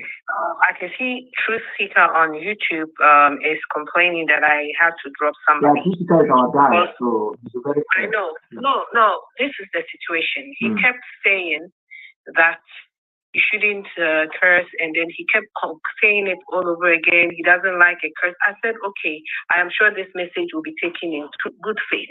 And you come back again, repeating the same thing, spamming the comment section. Listen, we are serious here. If you say it once, and I said it will be taken in good faith, you keep spamming it. I mean, what do you expect me to do? That's exactly what should be happening. And Exactly. Truth Seeker, you understand what happened now? I even said, I'm sure that your message will be taken in good faith. Let's move on. And you still come back and write 2 times again the same thing. Truth Seeker, you are a truth seeker. And I respect you. I do not just come here to say you understand, so it's not good. We are good. Because we are not just blocking people. It's just, if I cost myself, I cost my children. I put my children on the table here. And because I know what I'm doing, I said, if everything that you accuse me, I also say, if I have seen a picture, a video of Andrew pinching a girl, pinching. In short, if I have seen a video, domizali, like when you are whipping a woman, when you did not come. If I have seen a video like that, make everything I find, make I no see him. If we are done with this live, we can bring that person back. But I'm just no, don't worry about it, man. If the guy come here and he's talking like that, maybe he has been abusing me. Hold on. Maybe the person has been abusing me, and then now he now see the light. Instead of humbling himself and say, bros, I apologize, I used to think like this. He think the cause. See, if I cause person, you go walk. Because I know my heart. If you are angry with me, go to YouTube and type Ben Samuel. And put yourself in my shoe. Put your husband in my shoe. Put your younger brother in my shoe. Put your dad in my shoe. Put your brothers in my shoe.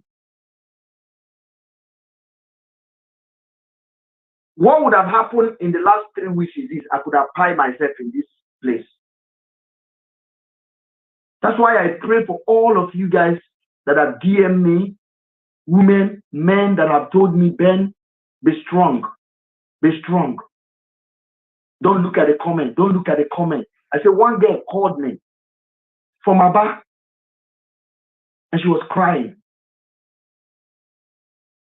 And I'm like, why? She said, I watch all the abuse on you. I don't know how you are still coming online every day. How? How are you coming? How are you coming out? How are you coming out? How do you able to even stand it? How?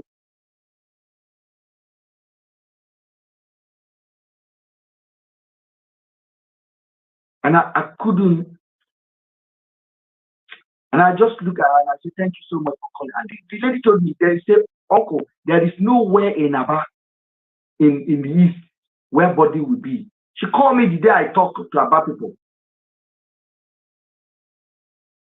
People will purposely sit down and take their app and design a logo and put my face on it and say, Ben confess. Ben Samuel, with the video of the unalive people on his phone, confess.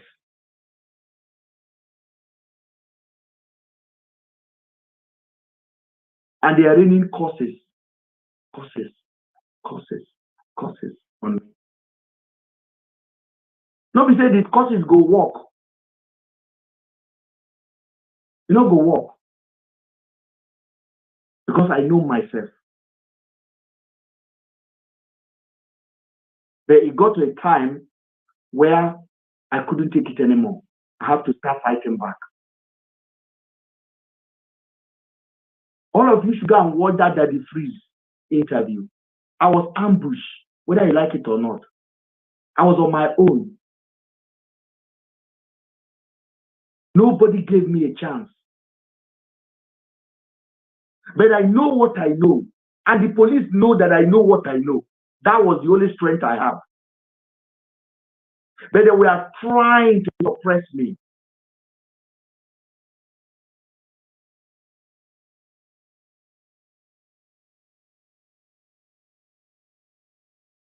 And if everything I'm saying tonight against Harrison, if I lie, make Harrison go on your knees and lay curses on me and even post the curses. And I'll come here to actually repeat it and say it, amen. If I am lying.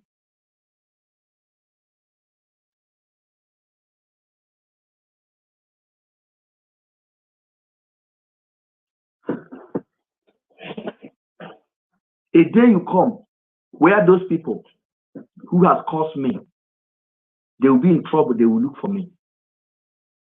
They will say, I wish I had Ben to talk about this for me.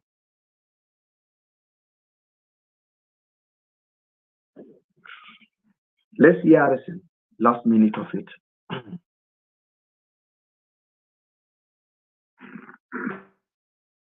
To Celine and one of the victims of Andrew, a lady who confirmed that this man is Andrew.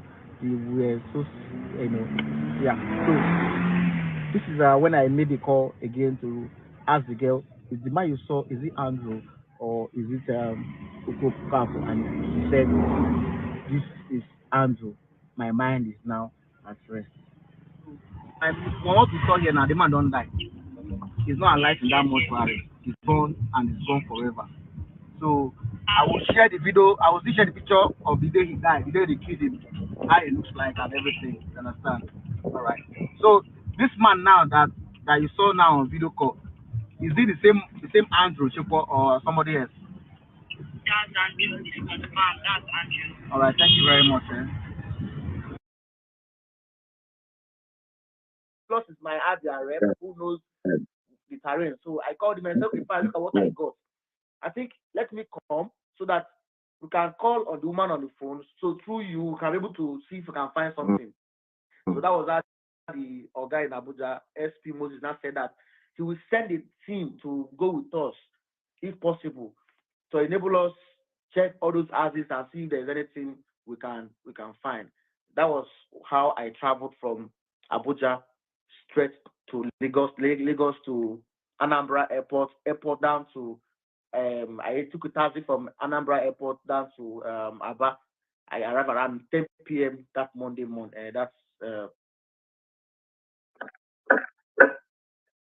So a body was found. He was in Abuja. And then he told SP Moses. And SP Moses could not pick his phone, call his Oga, and call Abia to go and check for them. Don't forget, the crime took place in Abia. Abia police has been looking for information. Now they found a body. Those people fear so much, they don't feel report. They call their brother in abroad to report to Harrison. Harrison now get the message. Harrison told the police. The police they don't know the place, so they are not familiar with that area. The police did not call the Aba police and say, there's a body, maybe we'll go check them for us. We'll get information, we'll go intel. Harrison have to now carry the police. According to him, he raised money. He asked us for money, I donated. Harrison have to now go and do Lagos, Anambra, then Aba. If they even tell my dog, my little Chihuahua dog, this thing, my dog will say, My dog they do pack and Allah in the life. So there is no police. So even the police no trust their own police to tell them say there is a body or will not be threat anymore. Don't forget, Andrew don't buy. So Andrew no longer be a threat to anybody. And there's a body on the street for 30 days. They tell a guy in Abuja that is force headquarters. So they no come to phone about and say, please, there's a body in your neighborhood, though. Check for us and secure it. Harrison have to now carry police and say he fly. Harrison shows the ticket. That he fly from Abuja to Lagos. Afiba brother say Harrison ran away in rush. When Richard called Harrison and said, Harrison, we are still waiting in the hotel. Harrison said, go away. It's not safe. That was on the 2nd. On that the same second, Harrison was on his way. Harrison did not fly. He joined the police van and they carry car and they begin to drive to carry the body that Marvelous have already bought. They went to Andrew's house and removed his curtain and put bleach on it. Body for the ground for 30 days, no maggot inside. Even if I carry fish head, I put it here for 2 days, there will be maggot.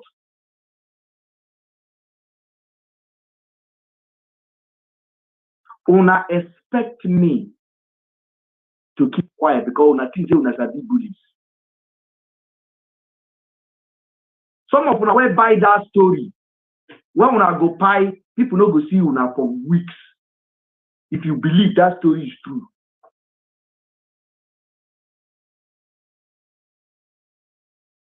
No police for the whole of Aba.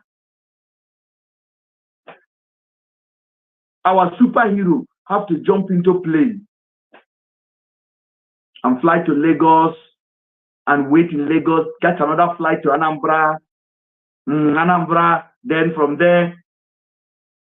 And on that day, Afiba's people pay money to this guy to carry their brother to go and identify Andrew's body in Benue. No, in Abuja, because Harrison said the body is in Abuja. So Harrison collected money from them. The brother was waiting. Harrison ran away.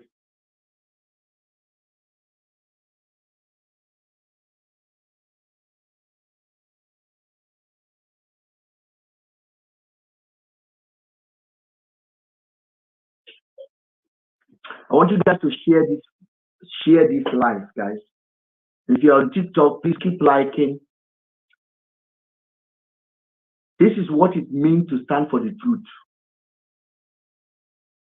It's not too many people that want to hear it. You think they are not coming? They are coming. They hear the fact. They run away. They run away instantly. They can't handle it. For them, Ben is accomplice.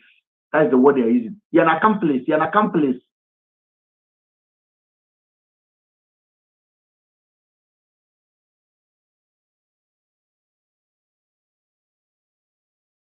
He went to Lagos, Lagos to Anambra, Anambra to Abia. But he was already on the road when he made the first post with his phone number that those people used to contact him. He said, Hans Namugri, I swear to God.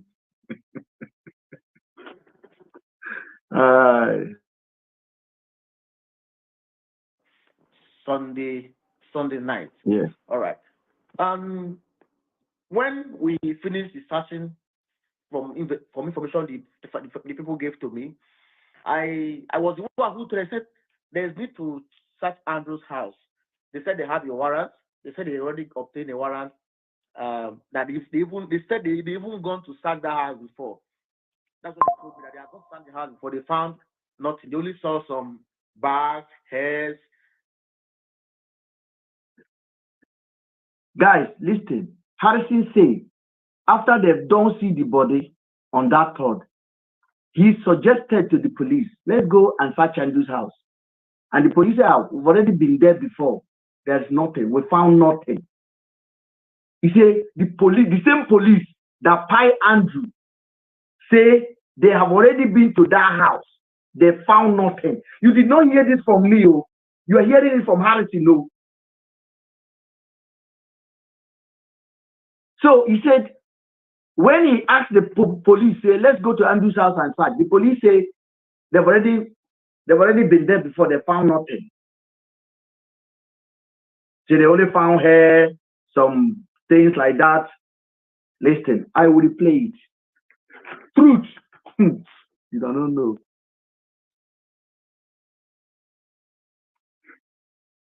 They have not found the house before. They found nothing. They only saw some bags, hairs. They have not found the house before. That house before. That's what they told me, that they have not found the house before. They found that if they said they even gone to sack that house before. That's what they told me, that they have not found the house before. They found nothing. They only saw some bags, hairs, other stuff that they carried. And the ones then again the investigative team from Umuahia anti-kidnapping also gave them some phones, some women stuff that they recovered from the house, which they have. I said, okay, fine. That means there was a double search now. That is a double search. So the Umuahia people have searched Andrew's house. Now, the officer said they also that have been there before, they have searched. They didn't find anything. And it's not just another officer. Now, the officer where Pi Andrew tell you say they don't go there before. You remember I told you guys when these people pick Andrew off on that 20-something, they search the house. Now, Harrison is telling you now, say those people say they searched the house, oh, they found nothing. The same Harrison, you know, on the same interview, just the listen, you know, listen, open your head, oh, let's go.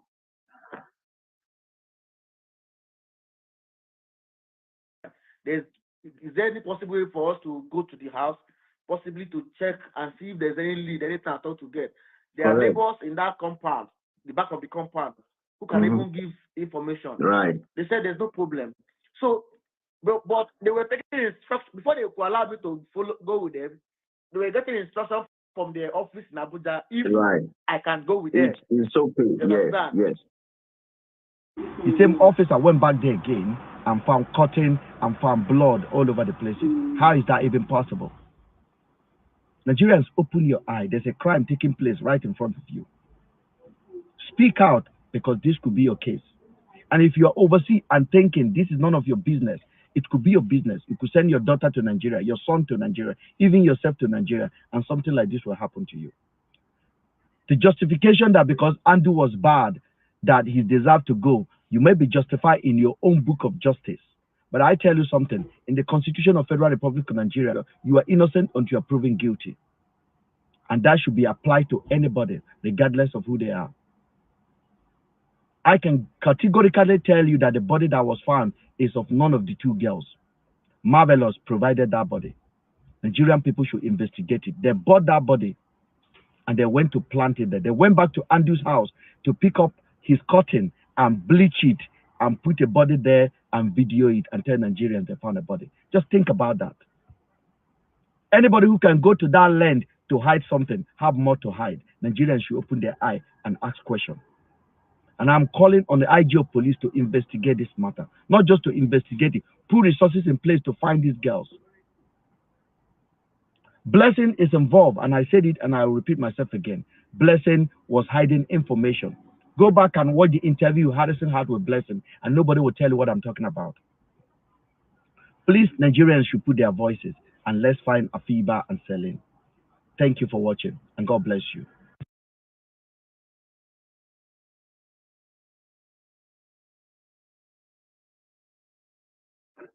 That is the video I made today, and the floor is open for you guys to talk what you notice and your opinion. I'm not going to talk now. I'm inviting people on YouTube to join us. to tell us what you guys have to say about all that you've seen and all that you've heard.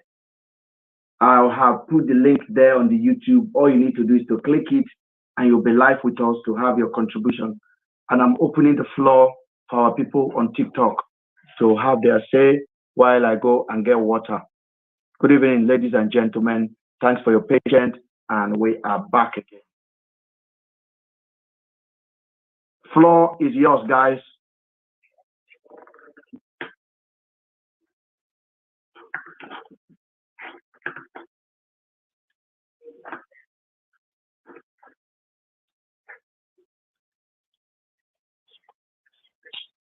Please, those who just came up, you can go ahead and talk.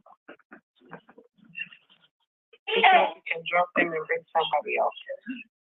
Bonaji, talk, please. Hi, Mr. Andrew. How are you doing? I am not Andrew. My name is Ben.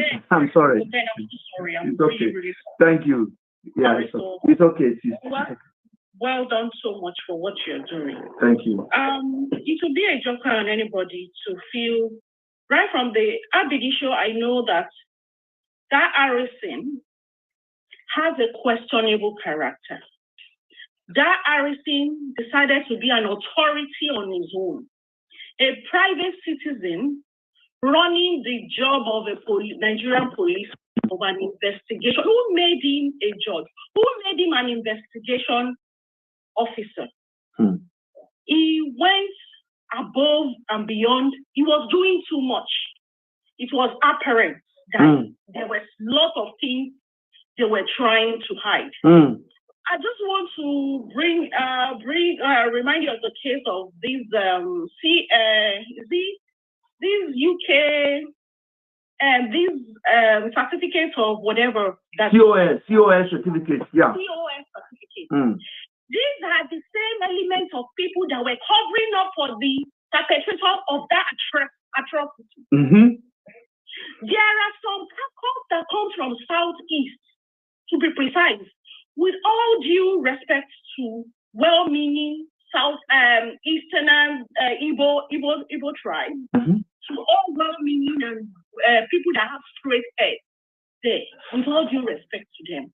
But there are some criminal elements in that section that they have.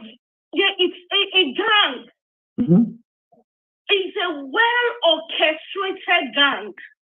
There are some people. There was a guy called Ijelespi. The guy presently now is being poisoned now. This guy has been exposing all those guys' atrocities for some time. But unfortunately now somehow he found himself in prison, was arrested. Presently he's been poisoned, is struggling for his life now. I'm serious. Nigerian police need to come up to their role as a security apparatus and step up their duty and do necessary investigation and stop letting criminals mess up our brain in this country. We still have people that have their brains intact. So what idiot cannot now just be calling 6 for us 9? One stupid idiot, one criminal cannot be messing up people's mentality in the name of you are perpetrating a crime and trying to cover up your tracks. Nigerian police need to come up. Please, what is Ghanaian authority? What are they doing about their citizen who is also she's also a victim of this atrocity? Ghanaian need to mount pressure of the Nigerian government. The UK government too, because I want to believe what is his name is no matter if he's a criminal or he's not a criminal, they need to question the Nigerian authority that where is our citizens? What is going on? People need to start coming. People need to the Nigerian police. The people in the high federal need to start speaking. They need to start speaking. This is nonsense. They're making a nonsense and a mockery of our country. And this is totally unacceptable. This is totally unacceptable. Nigerians are not all criminal. Yes, we have criminal elements in our midst. But we are not all criminals. These people must be fished out. They are making a mockery of our government.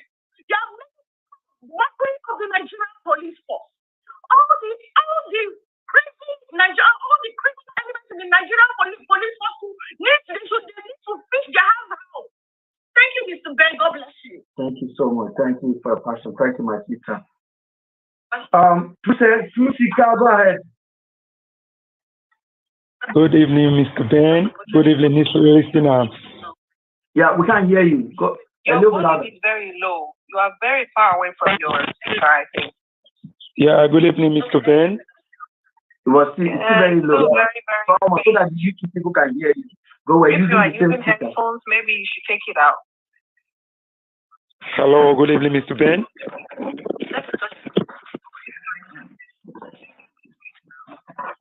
Hello, can you hear me? Am I audible now? Yes, you're better now. Yes.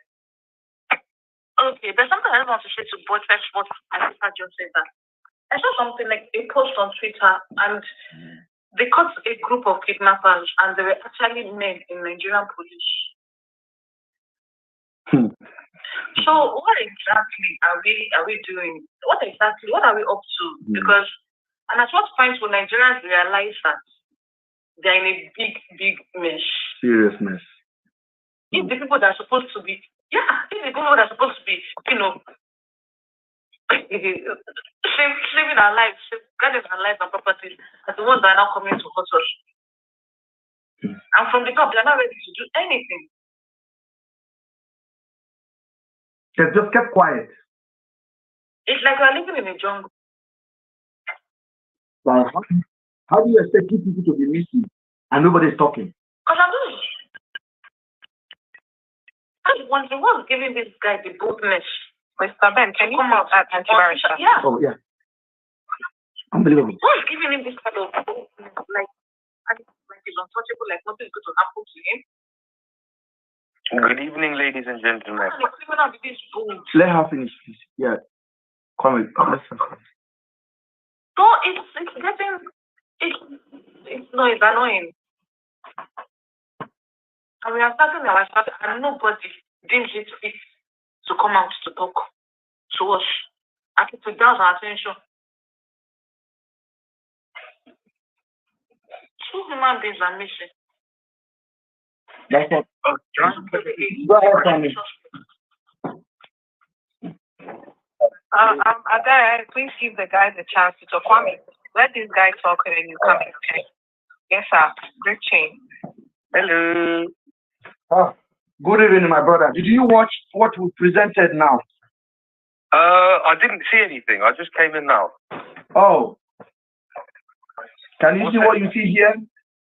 Give me a summarization. Can you see what I wear now? Okay, it's on backwards, but I think it's a cameraman, Mr. Ben, for FIBA and Celine. Cameraman, Mr. Ben for FIBA and Celine. You're welcome. We have a video that we just presented now, so I wish you would have watched it. Go ahead and make your contribution anyway. Yes. Okay. Where are you from, brother? You from Nigeria? Yes, I am. Okay. All right. So, listen, tell me a little bit about Nigeria. Yeah? Tell me a little bit about Nigeria. Okay, we are discussing something very serious at the moment, so if you're not following us, so we have to take you down a little bit. Take that person down, please. You can follow up on the issue. Follow up on the issue, please. So that you can contribute accordingly. Okay. It's going to be hard to go back on this. Where is this person? Okay. I can see him here. Yeah, just remove him for now, please. Mr. Ben's page on TikTok and just follow through from there. We appreciate it. Thank you. Okay, guys. Good evening, guys. I hope you're all doing well. And Mr. Ben, I want to thank you for opening the minds of people. Thank you. Opening the brains of people. And I want to assure you that whatever you do here will bring positive results. Yes. And I can see it manifesting because the live video that we did yesterday, is taking a deep impact. And in fact, today, I was on Sergio's live on Instagram, and I can see yesterday he was here, he watched it. And guess what? He opened fire on Harrison and Blessing. They know the truth, but they are hiding from it. And according to him, he said he discusses some issues with Harrison, and he expects Harrison to come and publish those issues online. But Harrison do not publish them, meaning there's somebody who is also influencing Harrison, according to Sergio. And he says because of that, you might move out of the case. It shows that this Sergio man knows the truth. He knows you are innocent, but he just wants to throw dust in the eyes of people. And people that were on his life would attest to the fact that he said now people should not even post the cameraman. They should channel their energy to bless. No, they must post to. They must post. I have already adopted the name. The t-shirt is coming out. The t-shirt that is coming out is going to be Celine. Mr. Drip King, kindly go. Okay, so let me give you a feedback. We are talking about two missing ladies, Afiba and Celine. They are still missing. They actually visited Nigeria, and we are trying to help families to be able to get some information regarding their loved one. So kindly go online. You can type even on our YouTube or this app. Go to YouTube. You can check on Instagram. You can get more information from there. We appreciate you guys. All right, guys, hold on. I got somebody on YouTube because I want to be fair because of the time that guy has been waiting. I know you are going on a thought. Okay, complete your thought on Sabios, what you get from him today. Then, so as I said, I typically paid attention to what he was saying, and it looks like every discussion that we made yesterday, you know the truth, but they want to run away from it. And the truth is, Blessing is a prime suspect to this particular crime. And was that communicated the kidnapping issue. There's no evidence from nobody that shows that Andrew kidnapped these girls. It was Blessing. And today, he has his fans and everybody keep posting Blessing. That shows that whatever you do here, people are intentionally trying to battle you, to beat you. But when they sit down critically to listen to you, you know you are speaking the truth. And then before I wrap up with what you were saying today, it shocked me that Harrison's activism company's name is behind bars. Somebody who was arrested and wasn't given a chance to speak. Basically, that is the definition of an activism company or whatever. So, when you play the video of Harrison and Marvelous describing a man who hasn't been tried, calling him bastard, I felt really, really bad because this man is a hearsay. There's no proof, no CCTV videos released yet that shows this guy tied Afiba and Celine. But the human rights activist went on to call this man a bastard.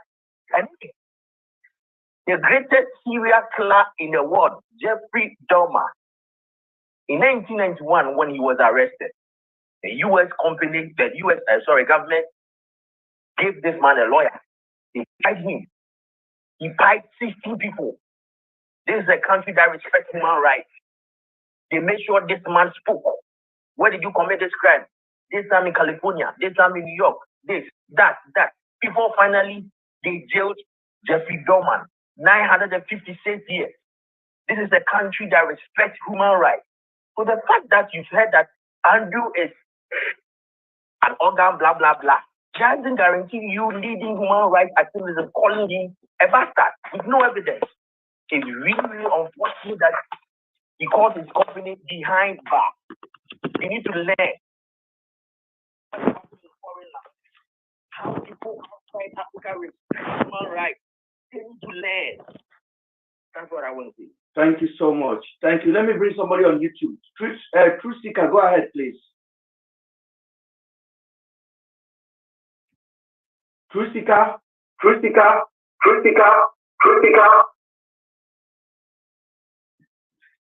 Can you hear me?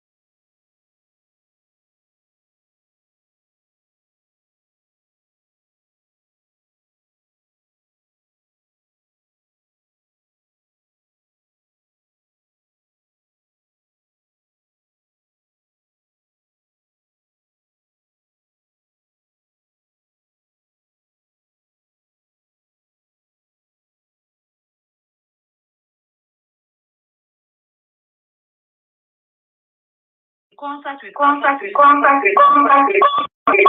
Go ahead. If you say people have not done well, their Umuahia police did not do well, don't you think it will be the best thing to carry the Umuahia police together with the ones you came with to prove to them that they did not do what they were supposed to do? So that when you people are going for the search, all of you will go together. And you say, did you people not search here? I don't know if you understand me. It's because how would you want to establish that people did not act well? So you are going to now come all the way from Abuja as the Lord and personal Savior, Jesus of Nigeria. You will not carry your team. People should not mistake. See, does he have good side? Yes, he may have done good in society. He may have done. Those goodness can be subjected to scrutiny. He may have done things that appear to be good. But in this case, every case is peculiar to the circumstances. In this case, the circumstances, why they carried Andrew's property, why he was quick to discharge Afiba's brother, even though they came specifically want to identify Andrew. They sound on YouTube, don't worry about it, they sound. Okay, hold on for a second, please. Hold on. Ben, Oga Ben, how do I bring you on? Aki mandate. How do I? You have to click on the. You have to click on the link that is on the YouTube. Then you will come up and I'll bring you up. But before you go on, I've got 2 people on YouTube waiting for a while. Let them talk a minute, Barrister, so that we can be balancing because they are waiting. Gentle, go ahead. Yeah, Saint Ben, good evening. Hello, Saint Ben. Can you hear me? Because I can't hear you. But we can hear him here. Really?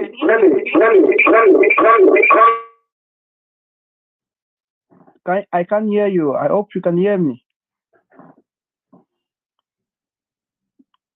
I can't hear you rather. Wow. So what are we gonna do now? Should I leave or come back? I can't hear you.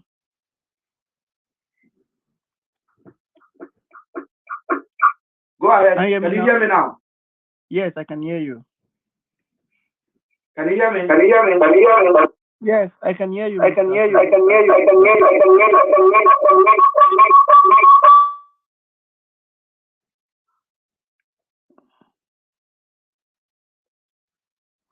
hear you. I can only see you speak, but I can hear you. I think there is an issue here. Try and fix it. I'll call back.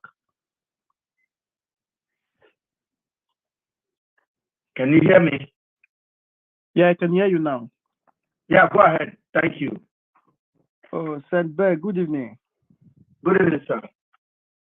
How? I'll be following the case. I believe you recognize me. Of course. I listened to all the Daddy Freeze Instagram post interview between him and Sabio, and I noticed. I don't know if I can play the conversation because the conversation is like Sabio was like on your side. I don't know why this 8 later was on your side. He was even tackling the issue. Was even bringing out those facts you were bringing, saying that why will someone go and take money from, like saying that it's an exhibit and you are not a policeman, you are not like in the right place to take that kind of money. Why would you take that kind of money? And the person who you took the money from, you didn't render the person, you didn't show the person to public that this is a man that took the money from Andrew. You didn't present the person, you came to present the money. That is one red flag first. And secondly, you said they have went to the house to do some search. Then later you said, no, let us go again. And we have to go again the second time.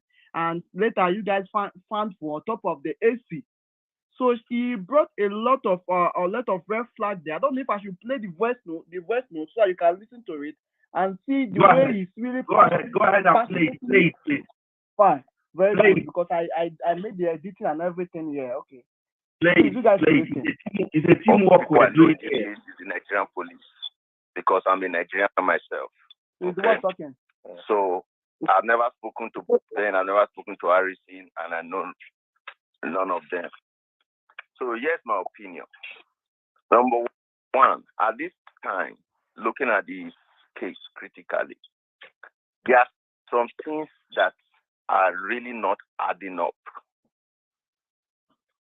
First of all, it is important for people to note, in my own opinion, if that Ben himself did not come out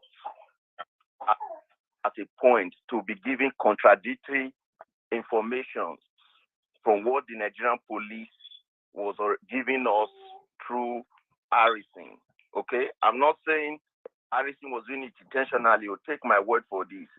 If Ben did not come out to give contradictory views based on what the Nigerian police was giving us through Harrison, by now this case would have been long dead and gone.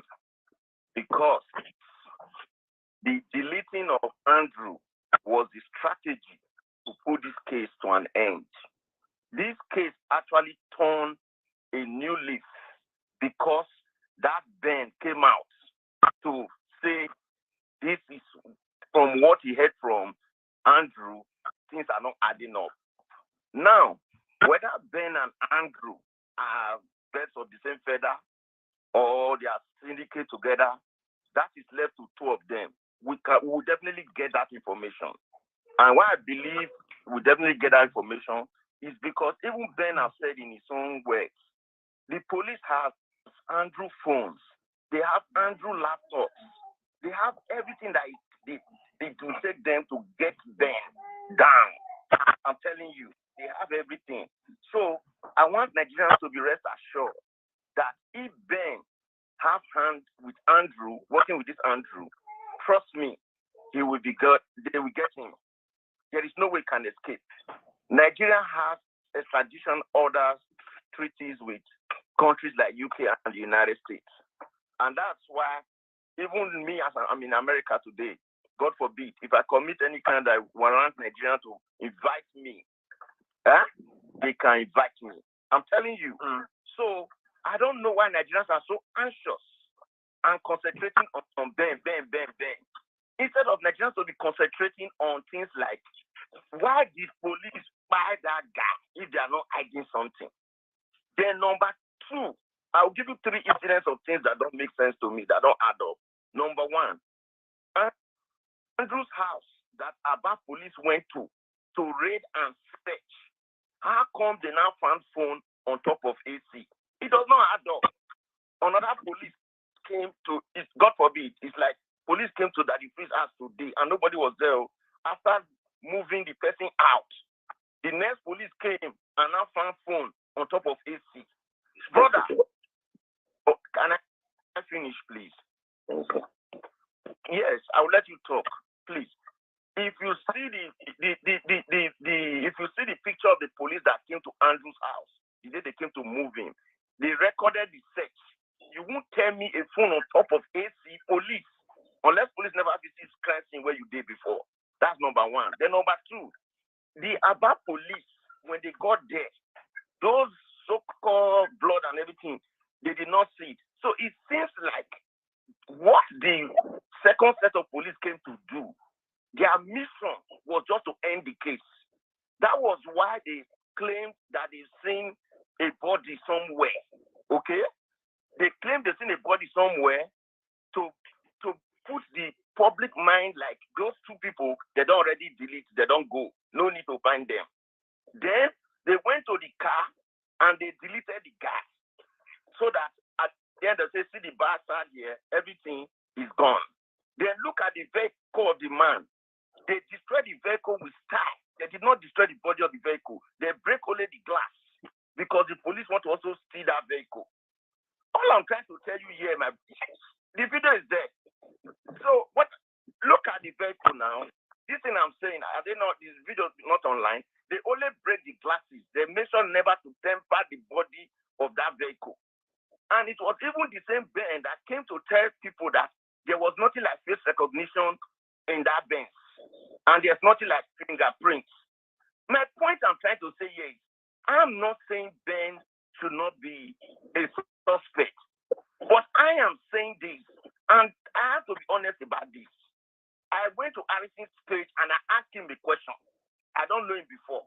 I asked him, what is the money that they took from Andrew doing in your hands?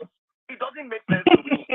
Now, he gave some certain explanations, okay? And in his own words, he said police gave him money to buy recharge cards. See, my brother, Nigerian policeman give you 1,000.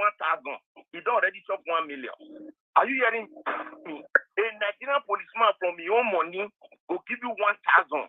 No, say don't chop 1 million. And I expect somebody like Harrison, who already know this police more than any, claim that he was playing along. So let's take him for that. But however, all these things only came out when Ben started giving a different account of this incident. So, dear, you already got my point, and I hope everybody understands my position on this. My position is this. If Ben is among these things, I'm telling you they will get him. But for now, what Nigerians are supposed to be asking is, who sent those police there to end this case? Those police went there to end this case, my brother. They were not taking that guy to any Abuja. They went there to end this case because this guy was in Aba with Aba police. for one corner. But at the end of the day, they sent a different set of police who went there with a mission to say, let us just delete this guy, place one body somewhere, and do one nonsense claim that those people don't already go. And that's what they went there to do. So it's clever for everybody to see. If Ben did not come out to give his own account, separate account, the only thing is that Ben not get coordination. That is just the truth. I don't know him, but going by the way he talks, he's so passionate, he talks with passion, he don't allow people to advise him, he's doing gra-gra. And I think was he trying to create a chase crowd or something like that, you know. He has a media page, he wants to overdo computer for too much talk. So for now, let people understand this. And I've listened to Harrison, I've listened to the Ben. What Ben is saying, to me, if it's correct, I don't know. He said that he even trusts Harrison, but I'm not his spokesman, but I'm saying his own way. He trusts Harrison, but he started, you know, because police was giving Harrison fake information that was not adding up to him. So that was where he became a little bit this and that. So however it is, I agree with Samara. They are going to invite the two of them. Harrison now, I've gone to submit petition to IG, doing all this, doing all that. Initially, when they showed Andrew's body, let us go and play that video here. They said, see this thing here, he don't back. He's gone, he's gone. That was where they wanted to end this case. So what will people now be attacking only Ben? Let them tell Ben, anywhere you are, they will get you. I'm telling you the truth. If you have hand in this matter, they will definitely get you. And he knows that they will get him. No doubt about that. So Nigerians should focus now first. The main question now, who asked them to go and end that case? There is somebody there that asked them to go and end that case. And to end that case was to end by that guy. Because that guy was going to talk. It's clear now. They said bring somebody to Abuja according to them. Use 4 days, they carry person, they go Abuja. Do you know how many people we know where they don't carry from here to Abuja, from their state to Abuja? Now, flat now, such a case, a man you can remove 1.something million from his account. Now that is first 1.something million said, okay, buy a ticket. I'm telling you, if they really wanted to take him to Abuja, it's 1.something million. They will first use it to buy a ticket and fly him to Abuja. They were not taking him to any Abuja. So, and now the police is, according to what I heard, they've heard the policemen, they're going to do their work and do everything. Then finally, let us not be hypocrites. I don't know how people make their friends, okay? As you see me so, I have friends of different caliber. If you want friends who are not the same, I get them. I'll show you. Say, this is my friend. If you like, make 20 female, naked in front of them, you know, go touch them. I get that friend. I get the one of picture. I say, this one, if you put food for here, before you go come, make sure say you not take second spoon from that food. So all these people coming online saying, he have friends, he do this. Of course, the guy has a friend. He didn't do well, you know. I agree with people. Maybe he could have done better. He could have reported. He could do this. I don't know because I'm not him. Me myself, I can't even tell what I would have done, whether different or, you know, because I don't have a friend like that as of today, I say they do this kind of bad thing. But he has said consistently that this is somebody that the police continue to arrest. Do you understand? So the point here is, I'm always saying, please, I'm not saying don't attack Ben. What I'm saying is, let's, for the sake, because we still believe, I still believe, whether those girls, hopefully they are still alive, but even if, let us get good closure in terms of honor. Let us get to the root of those people. Where are they today? Where is their alive body or by body? Let us get to the root. You know, we should leave. Ben is a distraction to this case. In fact, that Ben, I'm even sad that he's even doing what they call it, social media page at this time. Because at this time, he should not be doing that. He should not even be doing that. So I hope my contribution is understood. But, and I just yes. Go ahead. Thank you very much. Thank you very much. This is what I have. Let me say number one. This is what I have, Mr. Ben. So I listened to it, and there are so many more that have yet to finish editing. So this is what I have. Listen, let me tell you something. When was this? Is this Abio talking? Yeah, that is Abio, yes, with Daddy. I know, but when was this? I think this one is before this Koye matter. Like after he interviewed Harrison the other day. So why did he go back to his page and start attacking me again? What did I do to him? Yeah, according to him, he's also shady cloud as well. Like, you understand? He wants to use it like, he wants to use it like to get more people on his platform so that they can start teaching them tech something. Let me. Mr. Ben, yes. Do you know why he's attacking you? Yes. I don't know. Do you know why he's attacking you? I don't know. The only reason he's attacking you, can you hear me? Yes, I can hear you. Hello? Yes, we can hear you, and the YouTube can hear you as well. We can hear you, please. Okay, very well. The only reason he's attacking you is that he wanted to come into the case. You see, this person is a cloud chaser. Okay? This person is hungry for attention.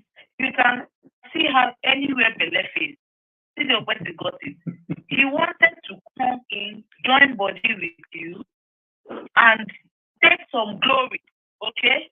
Take glory. Because you can help for the life of me, say all these things, and get 360.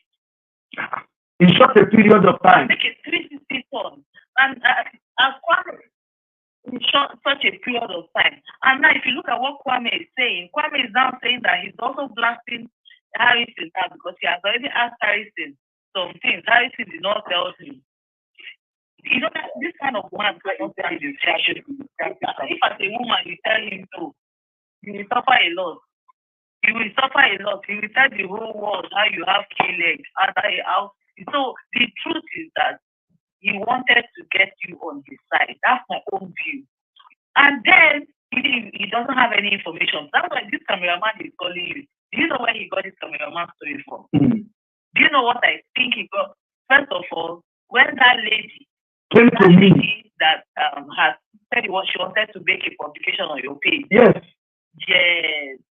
It is that lady that gave him this whole idea that you are holding phone. If you look at all he has been saying, he has not been able to pass cameraman. It has always been cameraman.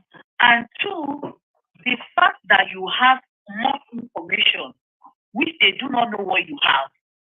So you can see how they are shooting themselves in the leg.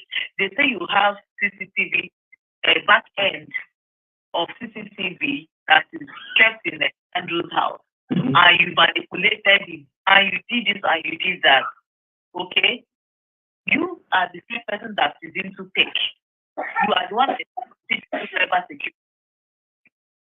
If me as a lawyer and is not even into tech, I've gone online to see that you can recover footages, even if they have been deleted on CCTV. Why are you going to make a fuss about it? Up till now, you have not mentioned that. Okay, so if we want to move on, then Pio is not an important person in this conversation. The people who are very important to discuss are one, Blessing, Harrison, Nigerian police,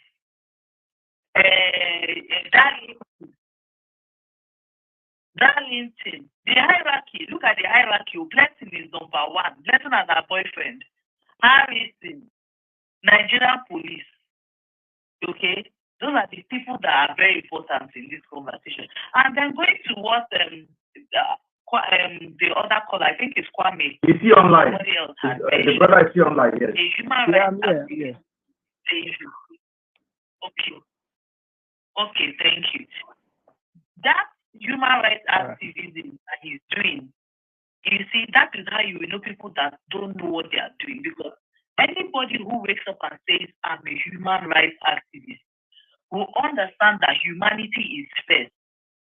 The fundamental rights of everybody are one, you have right to life, you have the right to fair hearing. Let's just mention these two, which they breached.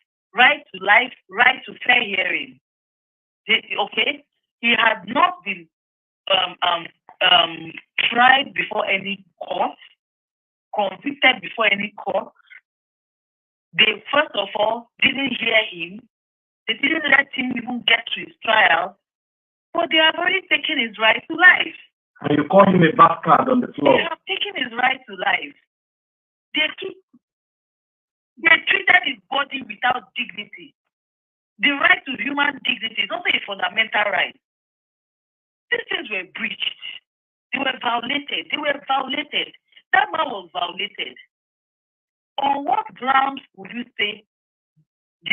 And you know when you did that interview at the Freeze Live, that you asked him, I was hoping that he would say something reasonable. To say, oh, Marvelous acted in the heat of the moment. That means there was already it was a prejudicial issue. They have already prejudged Andrew. They already prejudged. They predetermined it. This thing was concluded. He was already found guilty without being guilty. Because right now, how do you call somebody? How do you call somebody bastard and big head on the floor? Why? A helpless dead body. Hey. Those are the issues. What, Mr. Ben, what I understand? Go ahead.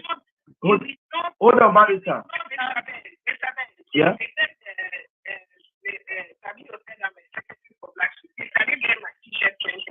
I will.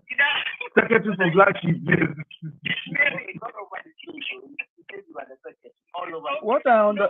One thing I understand that Risky is doing these days, since you are battling with him, you are bringing out many facts.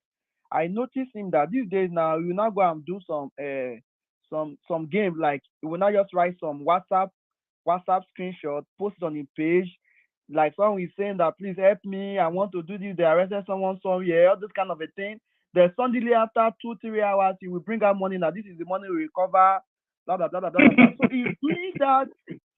He's doing that now to cover up. Anytime you bring out facts, he will have to do something to cover up, like to just want to cover up. All you want to do, Nigeria like people, you cry. When you cry, you show pity. Nigeria like pity people, pity for people. When you cry, like they will pity for you. That's how Nigeria is. That is the game he's playing on Nigerians. So whenever he comes out, he will not say, I will tell you story or what happened in the prison. I will tell you all very soon. He will not go back to another thing again. So that's what he's doing. All this thing that he's doing, although maybe he might be doing good for some people, but he's doing more damages. He does more damage to the society. This guy is like, the way he talks, you will see that the guy is not like, it's not something, is like somebody is pushing that guy to do something. But he doesn't know now that that person is pushing him to fire. You see, Harrison is doing a lot of damage. Harrison needs to be questioned in this whole issue. Please keep on your work with said Ben. Thank you very much. Thank you, much appreciated. Thank you. I'm really. Good evening, Mr. Ben. Good evening. How are you, sir? Yeah, I'm good. I stumbled on Harrison page today. I saw him posting about the guy Erasmus. That's the woman that lost his son. Berekete News. Yeah, Berekete News. Yeah. He posted something. He was asking the PR of police that why with the PR of police say the guy was killed this and stuff like that, and he made mention of the guy has not been found guilty of the crime they are alleging him of, that's the cultism. Yes.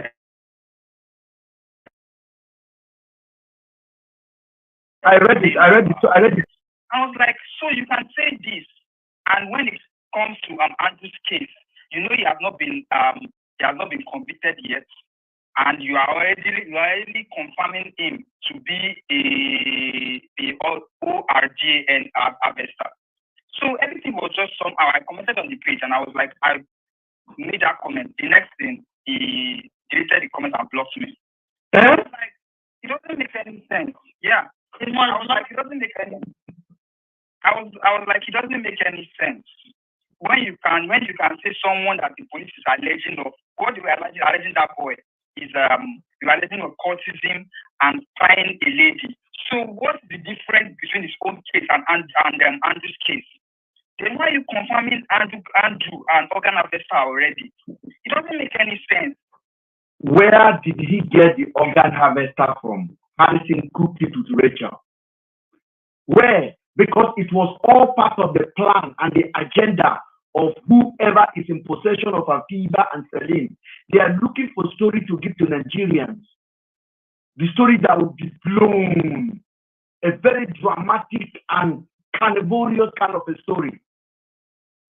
And then you gave it to Nigerians, boom. And then Nigerians take it like you're walking in the market. Oh, my manhood is gone. Something dramatic. Like, I was sitting down and I saw organ harvest. I'm like, what are they talking about? Are you guys insane? And then Daddy Freeze was trying to push it. I'm like, what are you guys talking about? And one failed Nollywood actor called Cancelo that I've never seen his face on any Nollywood came up and started asking me a dumb question.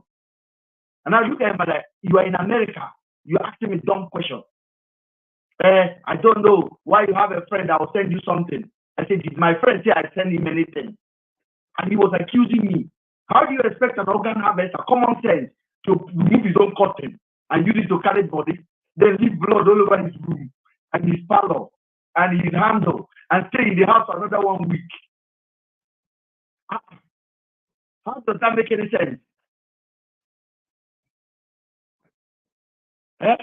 How does that make any sense? But I noticed from his last post when Andrew just passed away, he wrote Andrew Ocheko has been confirmed an organ harvester. I went back to that post. He had edited that post and he put alleged. And I was like, are you the law to confirm someone? Probably the idea were already talking sense into him already, because then he wrote a confirmed organ harvester. Where did he get it from? That's why I asked him on Daddy Freeze, where did you guys get the harvester from? And he said, Richard City. I think we need to start saving most of Harrison's. No, all of you guys must say his page is a crime. But I don't know which school Harrison go to. Harrison don't understand that he's putting himself in more problems. And for that is what is named for Sabio. Sabio is a clown. And I'm calling you a clown. And you must not give up. You must keep on calling me cameraman. You must keep on chasing me. You call me a cloud chaser. Sabio, once you spoke, when Sabio speak of Daddy Freeze, over 2,000 to 3,000 people followed him, including my friends. They thought this is a reasonable voice. It's coming to support so that Ben can push this message. But I knew this guy was a phony. Sabio, you get those followers because you came there and speak like a reasonable human being. But afterward, when you DM me, I discover you are phony. I chase you away. And then you become really phony. And you're still phony man. So you know exactly what you are doing, because I can't even believe it's him talking now. I can't believe it. I can't believe it's him speaking. I have no iota of the doubt. That is the true reflection of what a reasonable, articulate somebody is supposed to say. But the rest of the thing that he's been saying, he looked like somebody that went and drank alcohol. And that's why I came to the conclusion. But Bannister, when I spoke to you the last time, I told you, I said, I don't even think federal government hires Sabio. Sabio is just a non-entity who see an opportunity to come and grow his platform for his future use. And I meant it when I said it. Because I don't know who would give him a job for $1 for that kind of behavior in negativity. And I think because of this Sabio, if we keep talking about him, it's like we are giving him more. No, but if I don't talk about it, this guy is a distraction. If we stop talking about it, we won't have anything to say anymore. I'm very, very certain. I won't have anything to say anymore. Because you know how the only reason. You know what this that you know that. When he goes from work, he comes live to listen to whatever he has there. And the next day when you go to his page, you literally see everything he is talking is from this page. He has nothing to do with his followers. Nothing at all. So if you listen to him today, every information he was giving out was discussed yesterday about blessing. He had nothing to say to his followers. He was just pretending blessing and blessing. And all these things was because he's right here as he speaks. I believe he's here. He has no one day, sir. Beyond hired himself. You see where I got him. And you know, sir, Sabio is like, Sabio is more of the, you know, he's going after me because yesterday Ben actually talked about that. Go ahead, brother. I got somebody on YouTube. Go ahead. Okay. Mr. Mandate, go ahead. Yeah, Ben, good evening. Good evening, sir. Yes, first of all, let me appreciate you guys. I have been monitoring your live. I've also been monitoring your premiere. I am here in Akwa Ibom. You know, if Akwa Ibom was not safe, might be Ben would have been eliminated here. But the security here was not good for them, and they had to turn away. I want to say three things. In psychology, there's what we call... Sorry, there's something you said, Mr. Mandate. He said, if Akwa Ibom was not saved, and you have been eliminated in Akwa Ibom, because they spent 2 nights in Akwa Ibom looking for opportunity to take this guy off. Exactly. Then that place was not clean for them, then they proceeded to Fenway. They needed to move because we have security all over. I am a senior special assistant to the governor, and I'm telling you from experience. Let me say this. The blessing of a girl, Afiba and Celine, if you check this narrative very well and what you've been doing so far, there's a conflict of interest. Maybe Blessing was going out with Andrew, and then the senator discovered this relationship, and they are trying to hide it. And in order for him to make sure that Blessing is for him and for him alone, they plotted all this graph. That letter was a supermarket letter in order to bring gang of guys. You saw them, they were mufti. Did they wear police uniform? No. They took him off. And in order to end it, they're trying to bring in organs harvesting, pay all these guys. Harrison is making so much money from the senator. The Sabio of a guy who claimed that it is their Fiba's husband that drafted him to this investigation is lying. Otherwise, he will be having life with that man all and on. I will be looking for people who will come to rescue of these girls. Let me shock you. The only thing you can get this thing done is for the authority. Because I know a senator has what it takes to stop the police from doing anything.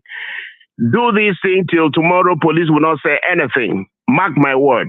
And I can assure you, were from Akwa Ibom, I would have given you an award because you are a thorn in their flesh. They are worried that you are still talking, and that's why they send people after you. What they want is a conflict of interest. They just buy the guy because they knew that Andrew had a lot of influence over this girl. She plotted her friends to go. For Blessing to say that he doesn't know about Andrew is a lie. She knows so much about him. Check out when she dropped her Facebook page and her Instagram. What did you see there?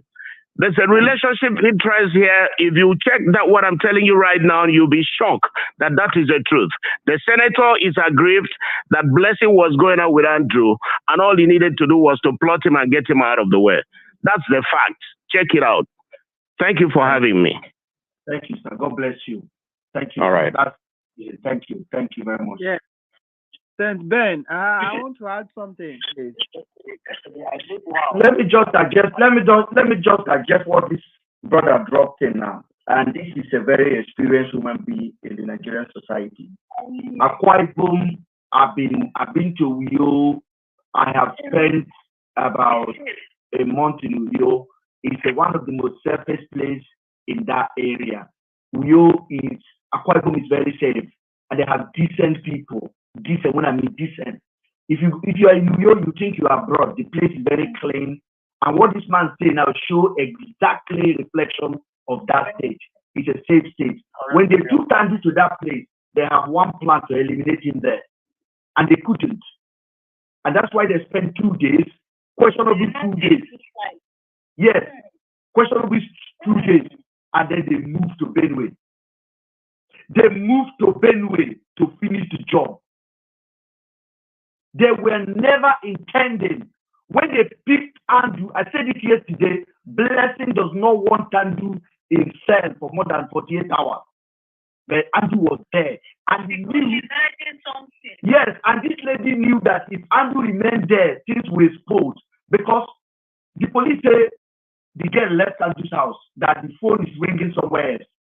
Now, the same police say they found Celine's phone, they found Afiba's phone. I have it on the record here.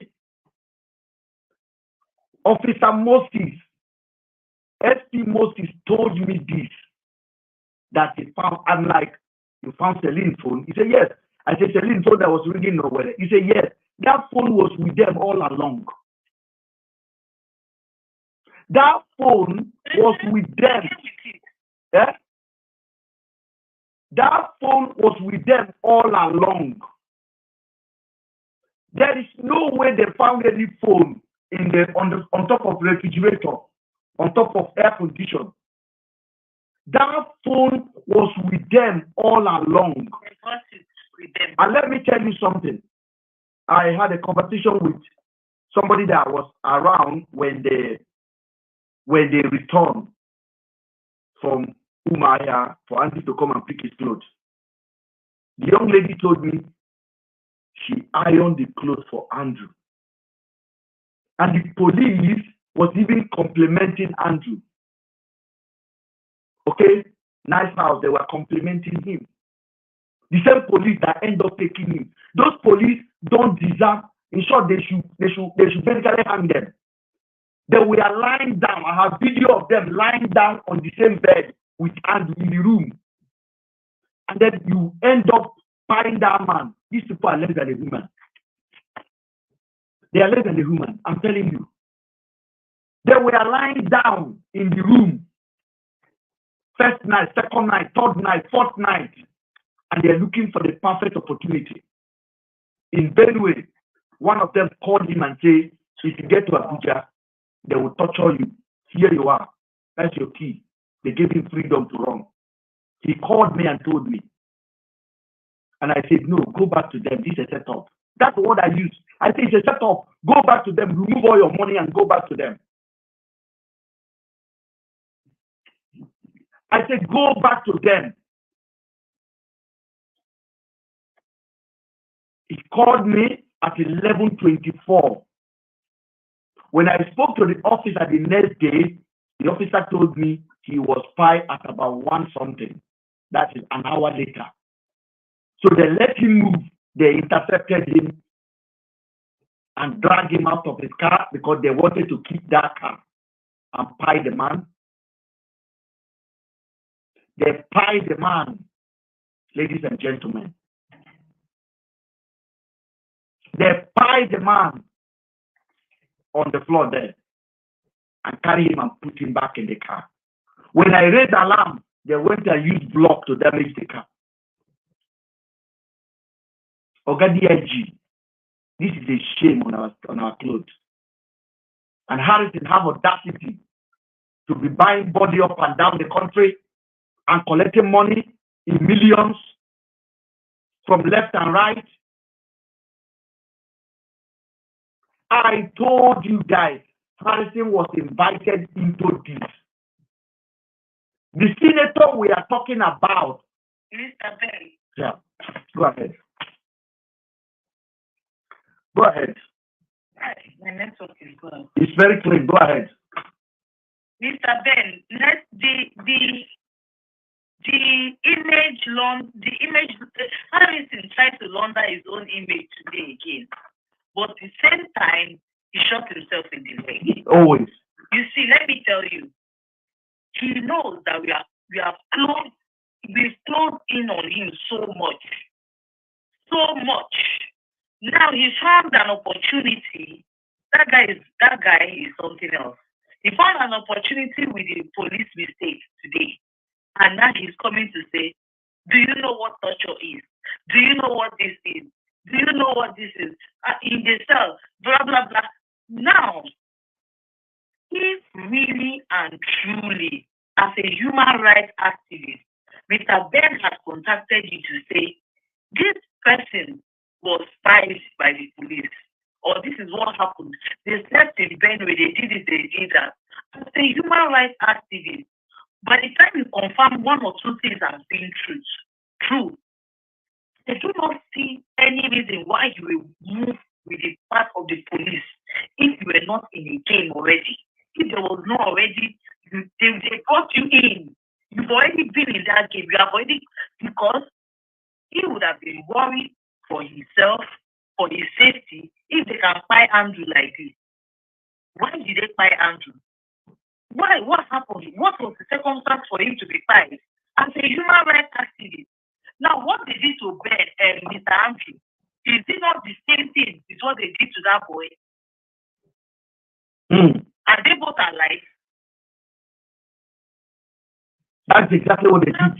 Because the boy was suspected of firing somebody. He was not even the one. It has not been proven. It has not been proven. Let me tell you, sir. When I was in my NYS, I worked with the Ministry of Justice last year. That was when I knew that in this life, we're not to have police problems. In fact, my CDS was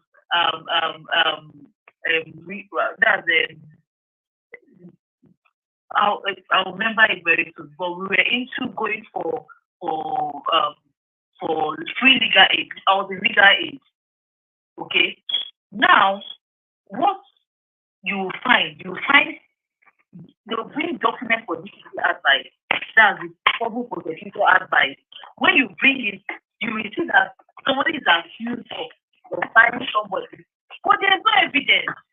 And that person must have been in prison for 7 years, 8 years. So you're waiting for DPP advice. Barrister, hold on. Let me good evening, somebody. Good evening, sir. Mr. Ben, we can hear you. Calling you from Liberia. Liberia. Good evening, sir.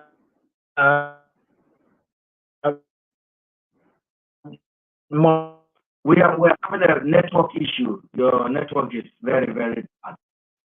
Monrovia. So first, an issue of this RRP, Liberia. Okay, go ahead. And it interests us so much that it interests us here so much that you, as an individual, you are pushing this case to a point where the logic of how the police should be doing is what we are seeing in what you are doing. Now, presenting a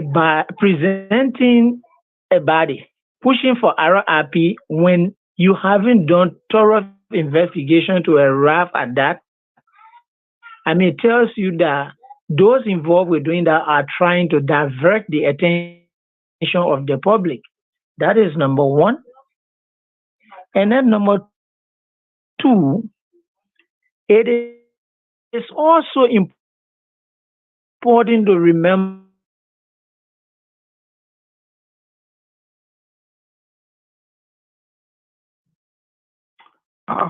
it's bringing so much points that his network is bad. Ike, go on. Okay. Okay. Go ahead, sir. You're back. Ike, are you there? Kamara, can you go on? Can I say something?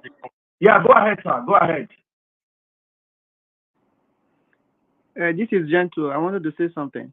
Yeah, go ahead, sir. We can hear you. Yeah, it will feel like as if I'm drawing us back, but I just want to play something because you have been accused of being the one calling those guys Olosho at the first place because that scenario played everywhere on YouTube and everywhere and all that. It played everywhere to the extent I live in Ghana with my wife. I have 2 children. I live in Ghana. Yeah. Everybody like you are the one calling those guys Olosho, and I'll be trying to tell them that no, go and listen to Mr. Ben, go to his page. So I really directed a lot of people to your page, and later they found out that it's not true. So this is what I'll be playing for them. I want to play it so that most of them that are on this page now can listen from RC's mouth. For a very first day, he made interview with Daddy Freeze. Daddy Freeze, go ahead, please. Go ahead and play.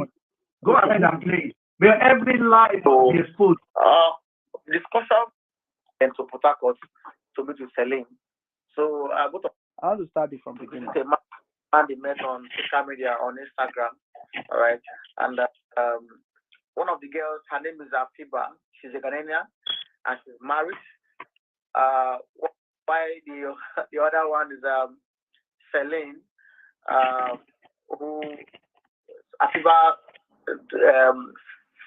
came in from Ghana to Lagos to Wiri, then to Port Harcourt. Discussion with Andrew was that they have to come spend some time and enjoy the moment together. 3 of them, that's the 2 girls and the guy. That is the THRE, SOME. And they agreed on this is $1 million payment for the time together with this man. And he left Port Harcourt on boat. The man sent them money for transport. They paid $1 million naira. No, they agreed on $1 million naira. So the man transferred 100,000 naira for transport from Port Harcourt to Aba.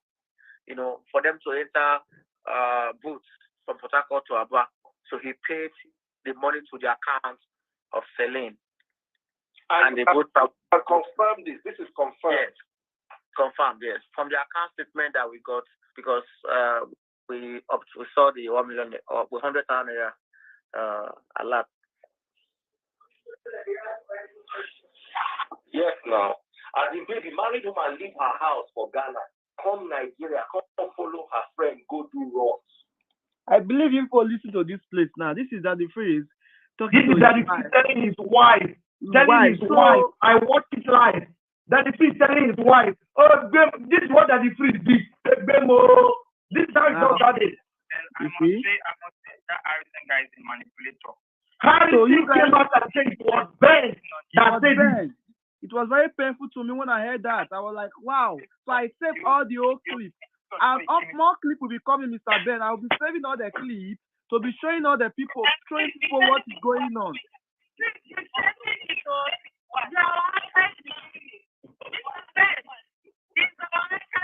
I'm the archive man. Now I have my people. Unbelievable. Listen, guys. This is why they never let us talk. And I'm so happy. Do you know one thing? If I die today, I die as a man, not a coward. I'm telling you. I saw what I saw and I called it. And people don't believe it. Let me tell you something. When we had this interview, I never mentioned any. When I hear Harrison talking on this night for this interview, I was sitting here and I couldn't believe my eyes. Harrison was graphically describing it. How Andrew drew front and back. Go and listen to when he described Rachel own. It was I have all those clips, all the lives. I have all the clip, and I'm making a full video of it, a full clip of it. I'm making a full so all the lives.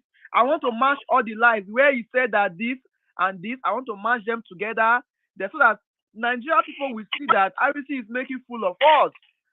I'm taking all my time, my sleepless time to do this, and I will do it. And I will This is a fight for every one of us. Yes. If you're on YouTube, anywhere you are, and you see lies like this, and you know another man, I have 2 children, and I'm not saying this with any sort of weakness. I have 2 kids, 18 and 16.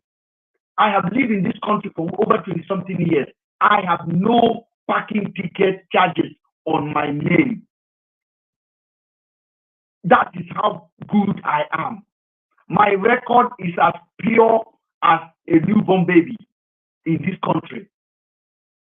And here you are being accused of being an organ harvester partner, black sheep nonsense, a company that is registered in a company house here. And then you took my name and slander it, and you begin to, YouTubers, I don't know what to do with you guys, and insult me and call me all sorts of names. What about if I didn't have the strength and I would have drink Otapia and I don't wake up? I would have lost the contact to my children. Because of what you guys have done, I haven't done anything.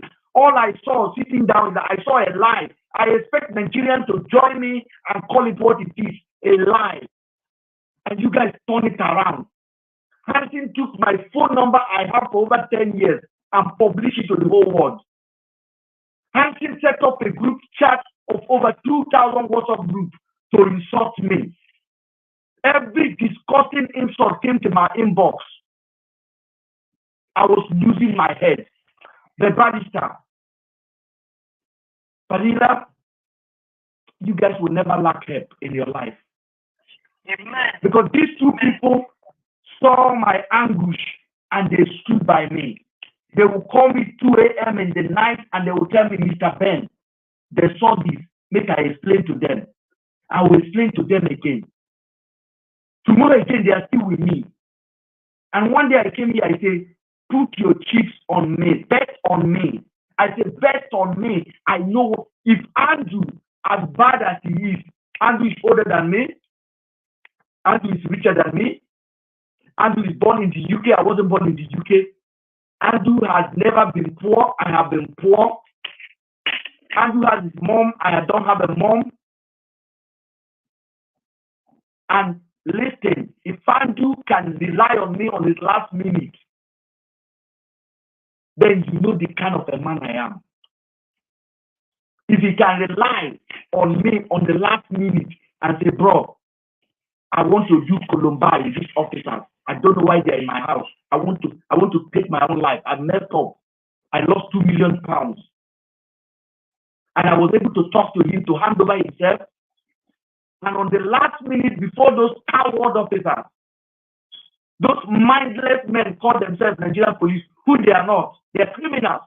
Before they take him out, this guy called me on a video. I saw his face last.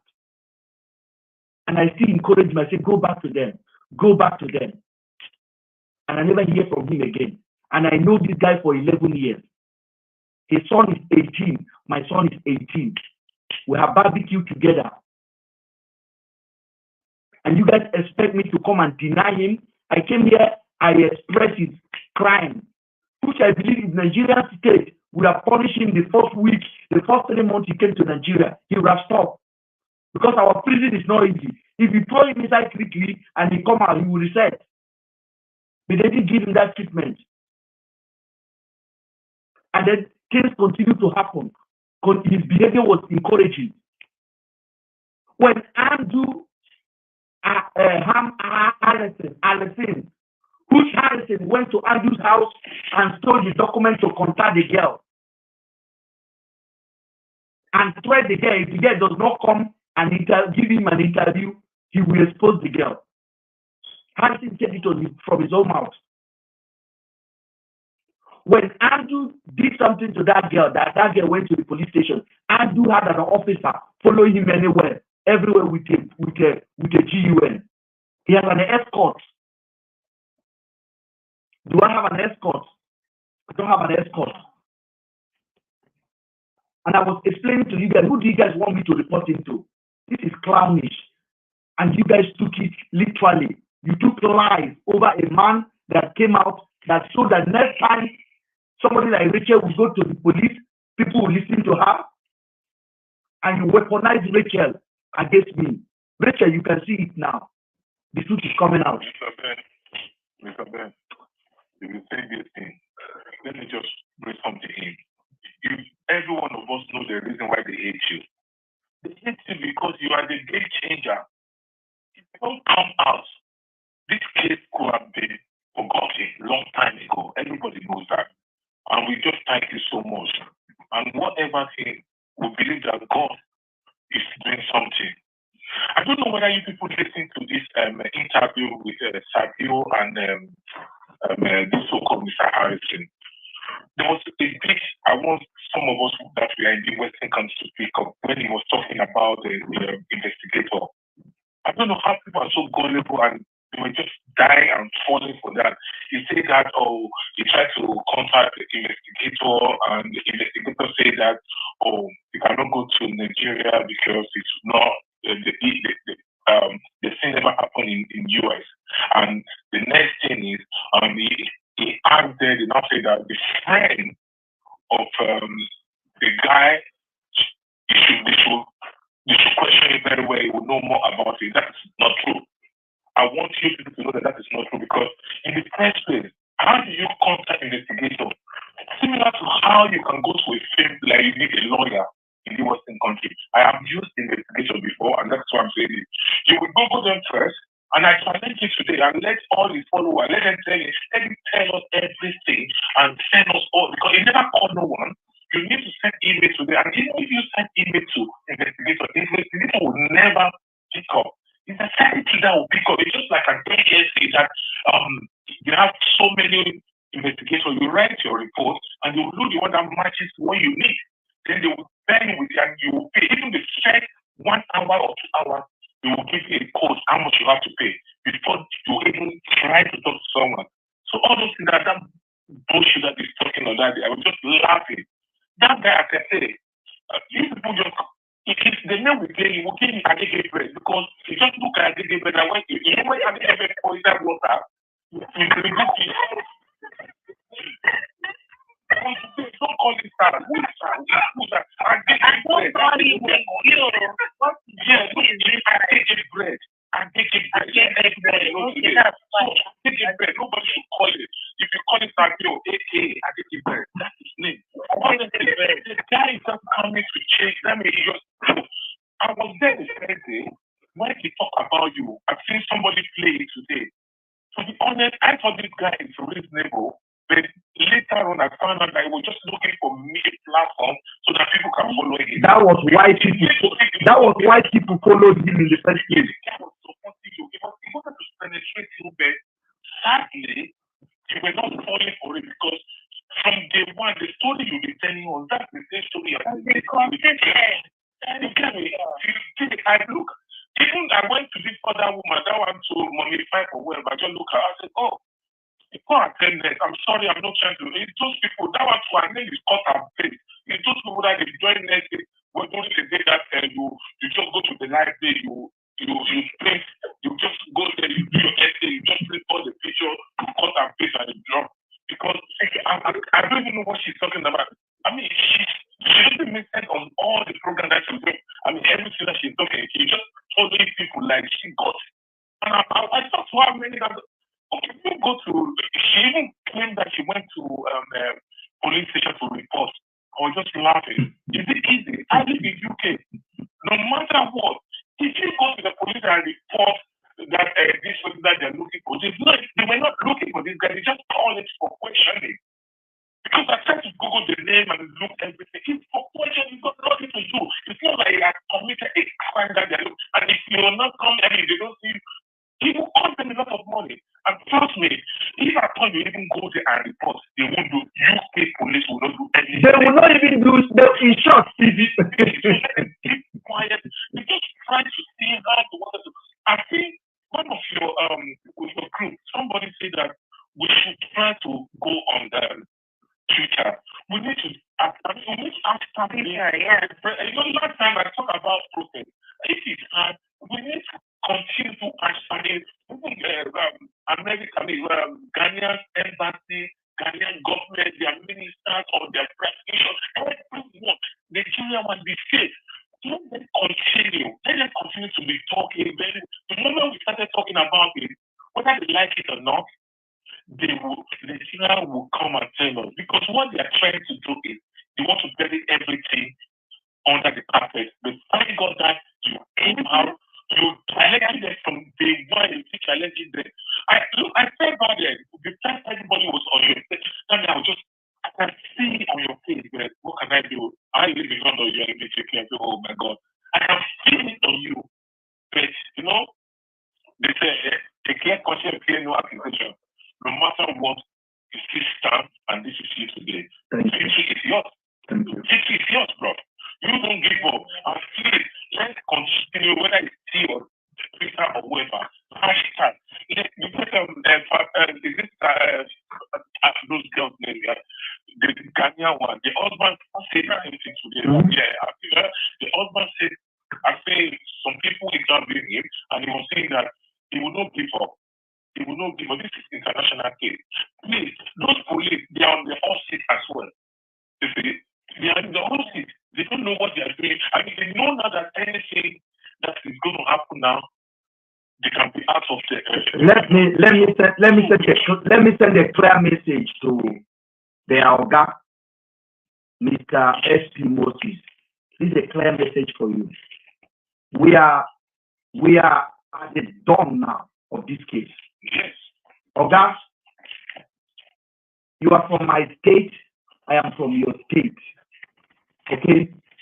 What happened in this case, you have a hand in it. That's pure. Yes. Oga, we'll call him out. You have a hand in it.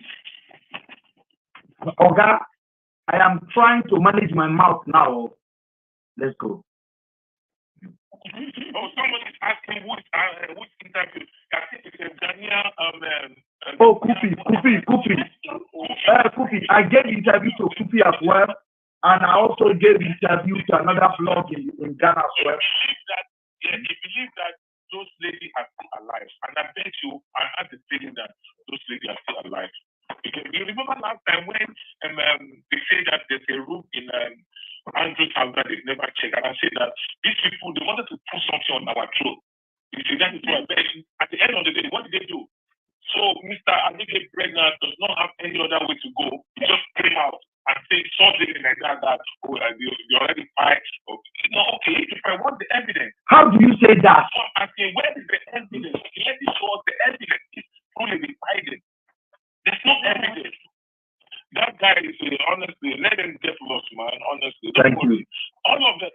Man, Harrison needs to be careful because I think this is what's going to bring Harrison down.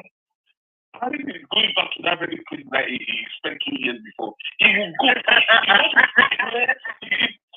Listen, who bought the body? Whoever buys the body is going to jail.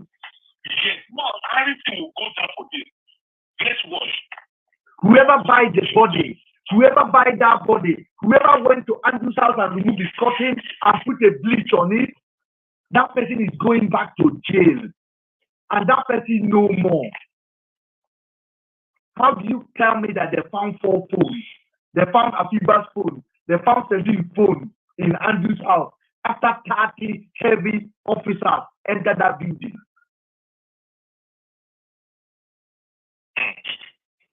I want to add something more to what the man is saying. If you can notice something, you are seeing something spectacular and you have no idea about it. I am a Ghanaian. I am a researcher. I am a royal. In fact, my father is a king, a very popular king in Ghana here. Falila is a Ghanaian. She's a diplomat. I know she is. This is not a reason. Auntie Barrister is a law practitioner. I just had somebody calling me from Liberia. Do you know what you are doing? You are gathering around Africa, discussing issues with you, connecting countries, West African countries.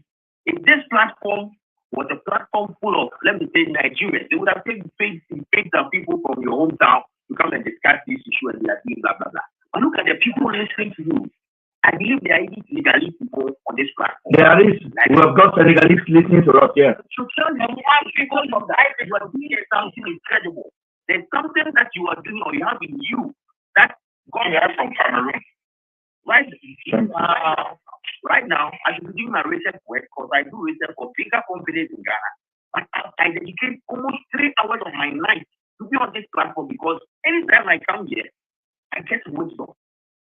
You know what I mean? Mm-hmm. So you are doing something spectacular, and you should keep on doing it. Thank you. And we hope, by the grace of God, with this mind around Africa contributing, whoever is in Nigeria trying to hide the truth will bow down. We have people from America too. Yeah, that's it. Mr. Ben. Yes, go ahead. Hello, everyone. Good evening. Mr. Ben, I wanted to commend you on the efforts you've been putting in this. I've been following up on this matter. And there's one thing that I've noticed is the consistency in your story. There's a lot of consistency in your story.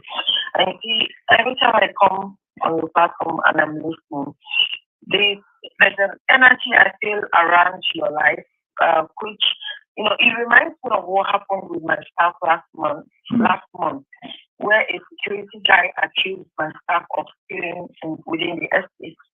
And my staff was beaten to pulp because everybody said that he stole, and they needed to send him out of that estate. I have to sack him, and then also I provided accommodation within that place, so they insisted he had to leave. Now, I followed up on that case. Somehow, strangely, just the same way you're doing, like when your spirit is telling you there's something fishy about this, ask the right questions, continue, don't let anybody shut you down. The elders within that conversation, because it's a family-oriented estate, the elders came out and everybody was pointing hands to my staff. Now, that same night, as I insisted and followed up on that case, all the persons the boy pointed were, like the security guy pointed, were his, allies, like people who saw or people he told. Somehow, I found the strength to, wake each and every one of them up in their houses that night to continue to ask questions. This person said they told you this, or you saw this happening. Did it happen? Long story short is that it happened that it was that same security guy that did the stealing, that did the robbery within the estate, not my boy. The fortunate thing was that the day he even mentioned this thing happened, I had sent myself to another place within town to work, and so he was there throughout the day, right?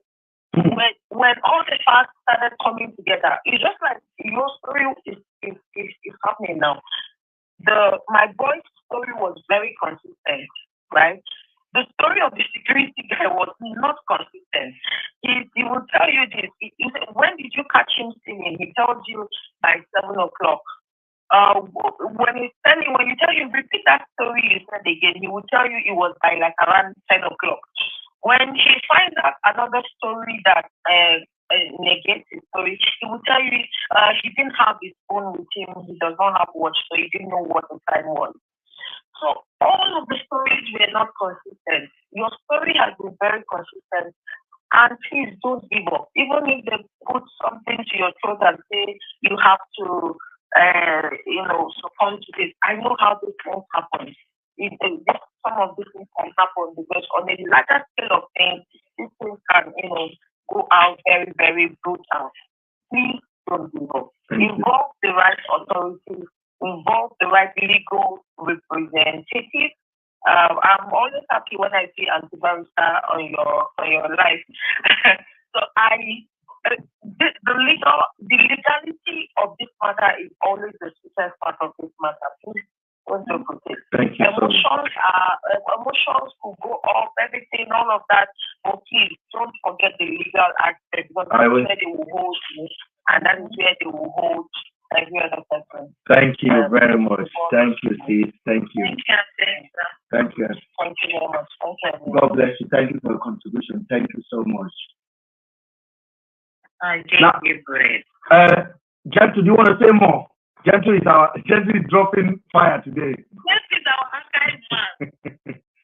Gentle, go ahead. We can't hear you.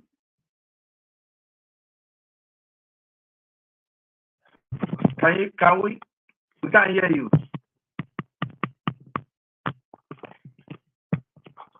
No, we can't hear him also. Yeah. Mr. Ben, I want, were you able to do that timestamp?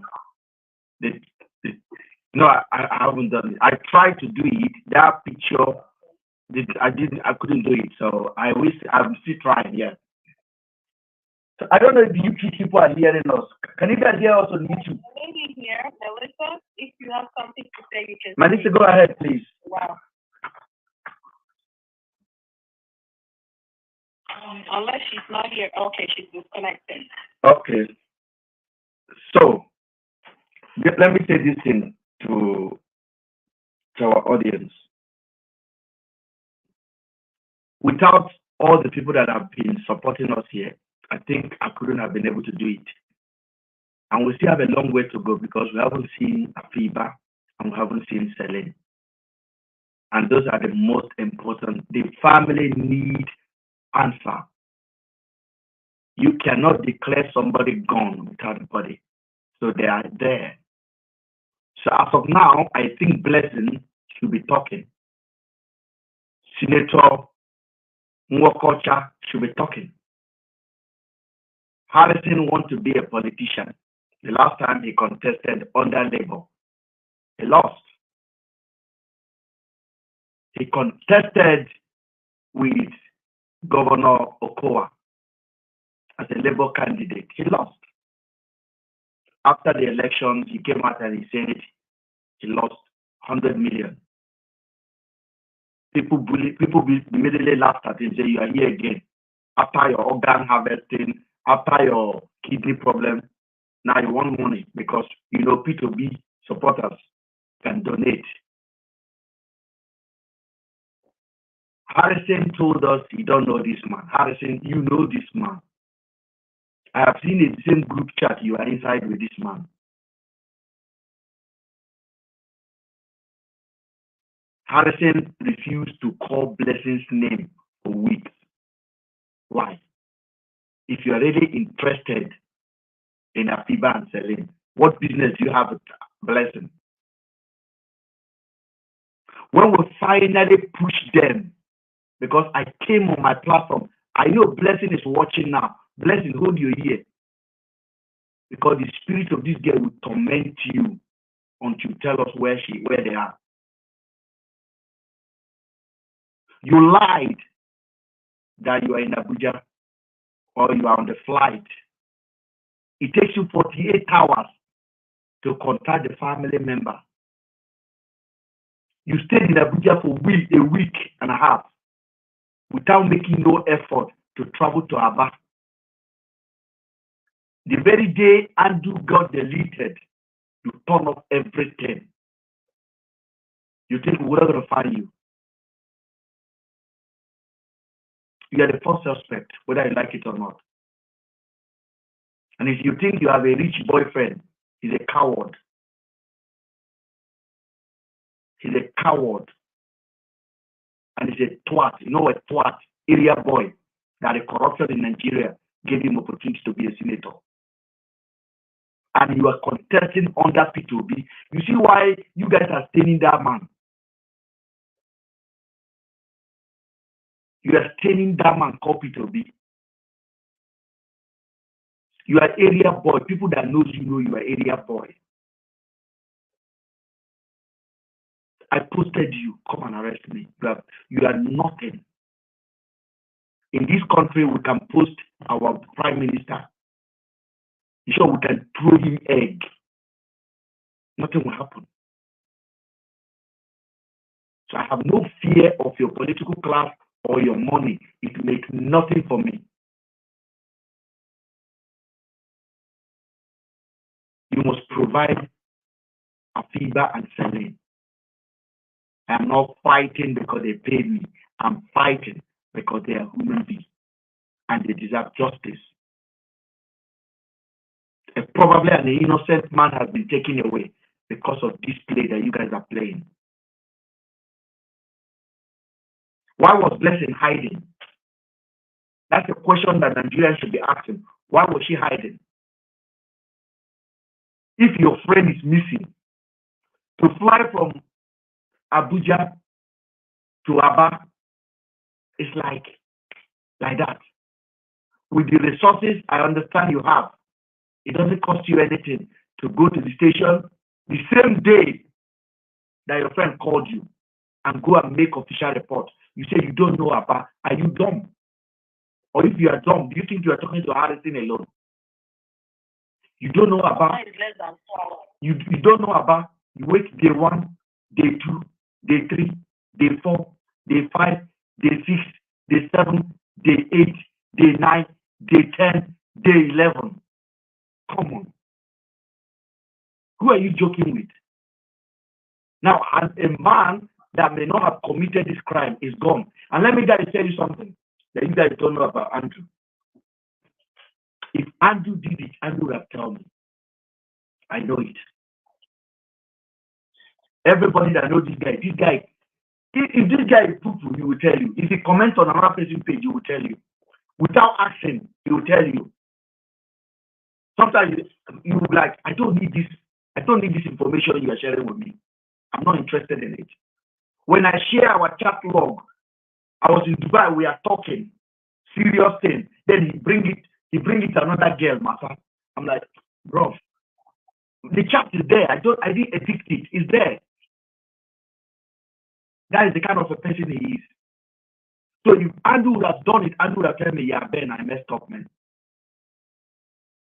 Ben, I messed up. He would have told me. This guy was finished. Mentally, he was finished. And now he's gone. And he lived 53 years of troubled life. When I came to this platform, I came with the truth. I didn't come with lies. Somebody asked me the other day, why is the parent not talking? I'm not fighting for the parent. I met Andrew more than once at his home. And I'm not fighting for Andrew. I'm fighting for fairness, justice. That's what I stood for. And that's what I'm still fighting for. He's gone. He's no longer here. But I was hot when I hear Marvelous telling that man, big head and bastard. That hurts me more than anything else that they did to that man. That breaks my heart. I know this man for 11 years. We have barbecued, we eat, we laugh. We all his trouble. What about if it's your son? Some of you guys are in the UK here condemning me. Some of your children are currently going through criminal process. They are waiting for trial right now. How do you feel if they travel to Nigeria and they just delete them like that? Where is your conscience? Where is your humanity? There's somebody have audacity to come to my platform and say, Ben, rest. I haven't rest. I stay on the online for 6 hours. 6 hours, we did it here. 6 hours, I have to beg, let me go and sleep. You think I was joking? If I didn't do this, I'll be mental, I'll be sick for the rest of my life. If you don't have courage to do something, and somebody gather courage to do it, don't discourage them. Don't take their voice away. If you can't add, don't remove from it.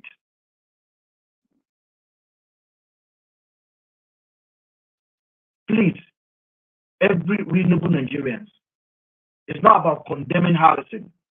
Harrison is dumb, and he's driven by money. It's not wickedness. He's just dumb. And he's been dumb all his life. Because Andrew was not there when Harrison said he had a kidney problem. When he had nothing. Another dumb decision. His greed. And that has put him where he is. Because Harrison can never come out of this. If God is God, I tell you this. He can't come out. If you like, post all the pictures of your life in prison. You had a chance to post that picture. You say you didn't do the crime they say you did. You say armed robbery and kidnapping. You say you didn't do it.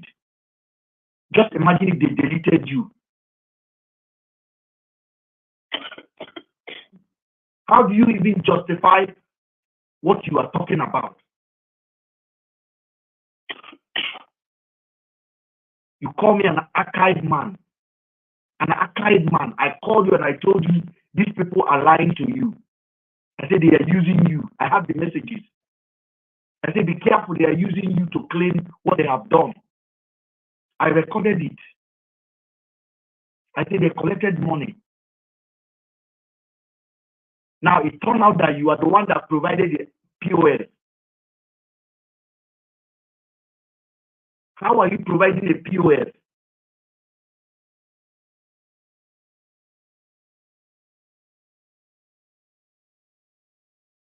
Harrison, you've offended God, though. I'm not lying to you. And you've offended Afiba's family. You've offended Celine's family. Just imagine if I didn't talk. I guarantee you 190% Celine's family would have accepted that body. I'm telling you. Whoever is in charge would have donated money to Celine's family immediately. So they will arrange the funeral. They only allow them to open the body. They will arrange it. They will donate money to them. They will arrange the funeral guy, say, don't let them see what is inside. They will package it and go and put it on the ground. They will say Celine is gone. And then they will go back and slaughter that girl if they haven't done it yet. That's why I talk. And I guarantee you, if I wasn't shouting on that 3rd of June, if I did not have the courage to shout, to come live and talk that night, the story would have been, because just Adotun, that crazy psycho woman called me and warned me not to talk about this matter again. A warning she gave me. A woman I eat with, a woman I sit down in her house. I said, why? I said, why would you say? I said, they are lying. He said, no, they are not lying. They found blood. They found body. I'm like, madam, I am not your son. Don't talk to me anyhow. I said, they are lying. The next message that comes from Adotun, do what you want. God help you, in capital letter. I still have the message. He said, God help you. That was the last time I speak to the woman last. This was a woman.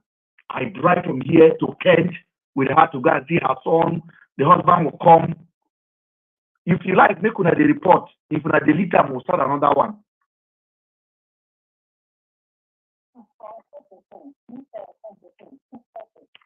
Keep tapping likes.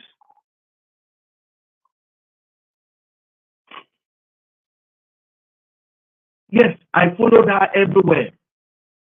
Somebody's reported that we are bullying. Which bully? Are we bullying anybody here now?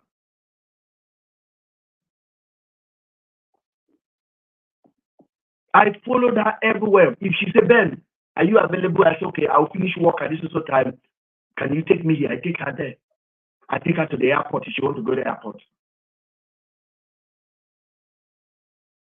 That's how close I think I am with her. When the husband comes, me and the husband will be chatting. So I saw a story. I was in the car with her.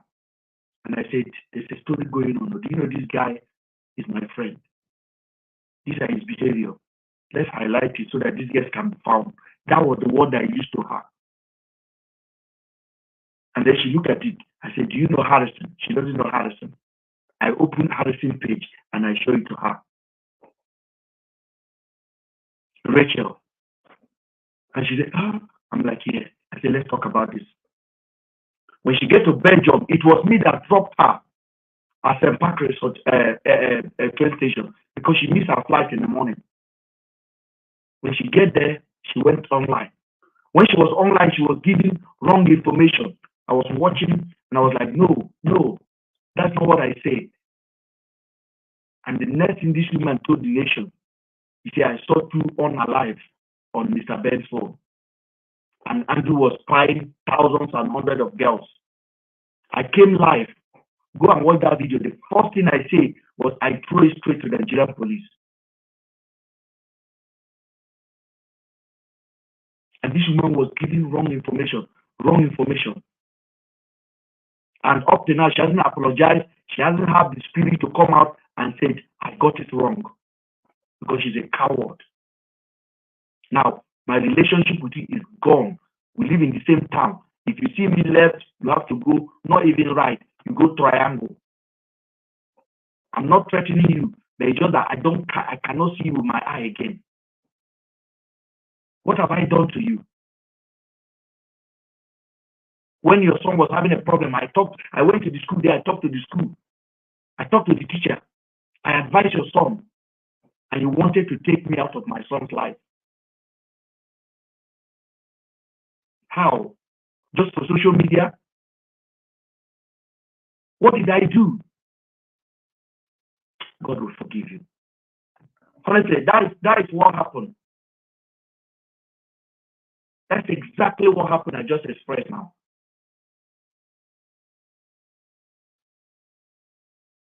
That's what happened. On the morning Harrison was going to Aba, just Adotu wrote Harrison. When Harrison had not even got to the house. When you get to the house, take the picture of the room where there's blood. At that point, me and just Adotu have caught talking. We're no longer speaking together. And I'm like, where there is blood? The phone was on, the message is still there. So she started communicating with Harrison. She'll go on Harrison comment. Harrison, be strong. Eye on the ball. And I'm looking at her, I'm like, I just said this woman with the color. I don't see the color is this one.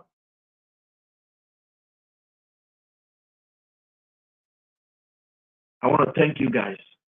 I don't feel I have no satisfaction until we find answer for Afiba and Celine.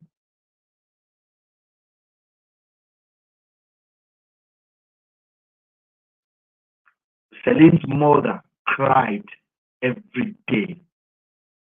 Just imagine if that woman gone now.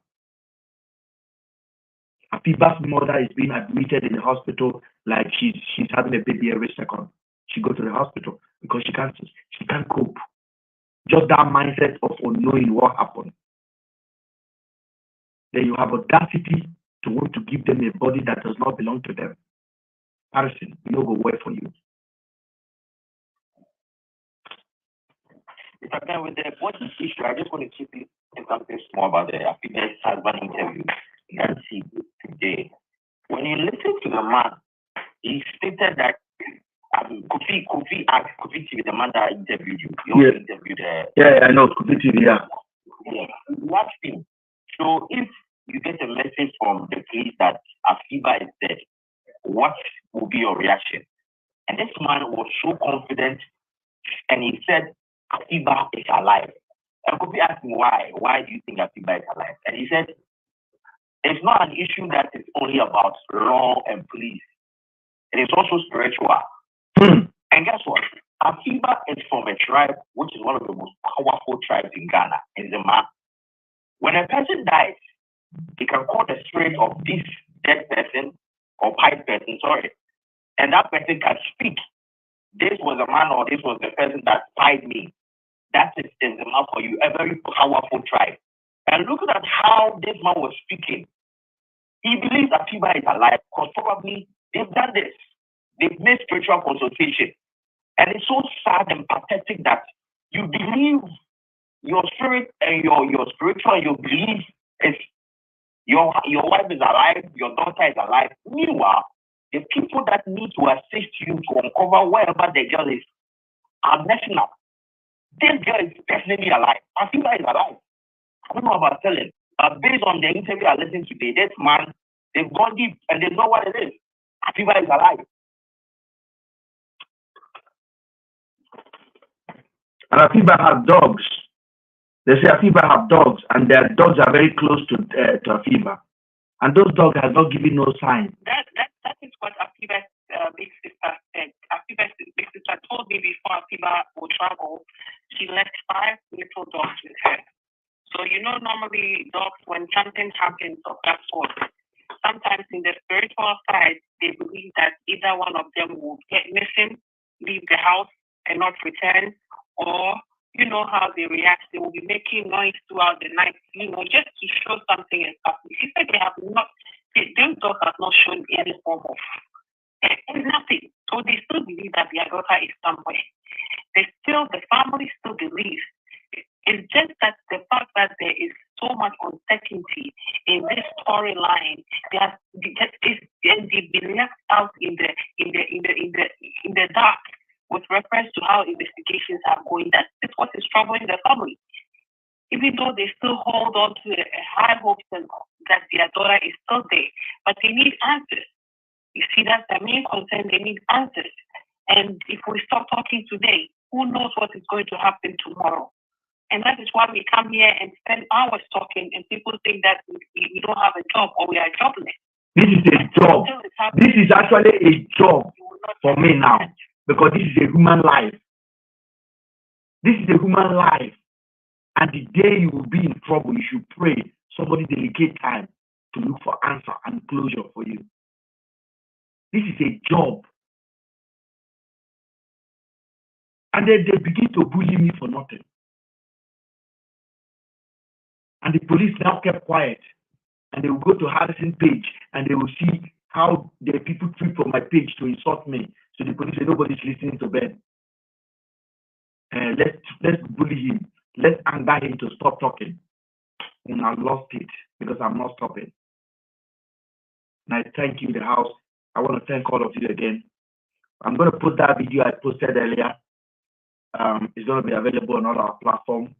It's about 15 minutes long. Watch it and see how I break everything down in pieces. Again, Harrison, it's time to talk. I'm blessing it to be arrested right now. She's the first suspect. She's the first suspect. And the nonsense about black sheep is a distraction. Did you guys know that there's nobody's talking about the gym instructor again? Harrison brought it. It's all the folks now. When Harrison brought it, I said it on this platform. I said, everything, if anything comes from Harrison's mouth, my dog poop worth more than the word that comes off his mouth. And he had it. He jumped. They took it to Daddy Freeze. Daddy Freeze invited about 10 people to come and talk. They put my picture. They put Andrew picture. They put the gym instructor. That's what I did. And when they asked me, Daddy Freeze talk. I want to ask you a question. Yeah, go ahead. Mr. Ben, can you hear me? Yes. Yeah, Officer Oracle. Is Officer Oracle working with the Umaya Police Command? Officer Oracle Walk is the commander in charge of anti-kidnapping in Aba. And I think his supervisors are in Umaya. But Afiba's also made a statement that Officer Oracle, along with Darlington and Blessing, they were the ones that swindled him of 7 million naira. I need evidence. And Blessing? I need evidence. I need evidence. So if you guys can reach out to him, I need evidence. Yeah, and then at this point, let me just say this. Let me say it clear. At this point, I'm not looking for them to tell me what they need to tell me. If up to this time they don't know who to talk to look for their loved one, then they should go to hell. And I mean it. If they don't know who is on their side. Ben, there's a video where Afiba was found on that is Swiss Life said Officer Oracle working with Blessing and Darlington. Yes, I was there. I was there, right? So I'm trying to make a point now. Yes. If Blessing claims that she doesn't know Umaya police station, doesn't know Aba police station, how does she know Officer Oracle? How does she know Officer Oracle? You see, when Afiba's husband said that on Daddy Freeze, I looked. Because one thing about me is this: I don't go to people to choose me. I'll present my character and he will choose me. The man have been watching us. If he's not reaching out, that means he's reaching out to somewhere else. So let him keep reaching out there. If you want to work with us and provide information we need to work with, I'm not going to beg for it. He should be dropping it. No fear. Because remember that Blessing categorically said that he hasn't received any money from her student husband, and that if he has any proof to show that he has received any money, he should post it. So this is not the time to massage anything. This is not the time to hide anything. This is the time to provide facts and figures to the people that have the courage to put it out there. And I understand. I understand his CD. I understand what that guy has been through. They've lied to him, and the only voice that came out to actually push this story further a little bit, they've lied on him, myself. I know what it is to say my wife was unalive, and this man have the information he did not tell the world. So I know what kind of misinformation that can be played in his mind. But I believe he's smart enough to see the true picture of what happened and can see through my mind and what I've been able to do. As I said, I don't want to praise myself. If I did not come out, this case would have been long gone. It would have been like the gym instructor case right now. And they would have frustrated that man so much, and then the man would just accept whatever they offer. But because God used me to summon the courage and come out, whatever I feel about them are now, their spirit is basically the one pushing me. I'm telling you, and we're going to work for these people that can't work for themselves, because I know they are not at liberty to speak. That is why they are not talking. And we're going to make sure we push the button that we need to push. My own is to talk, your own is to magnify it, and the government will be responsible very soon. We are reaching out to media. We're reaching out to houses that can talk.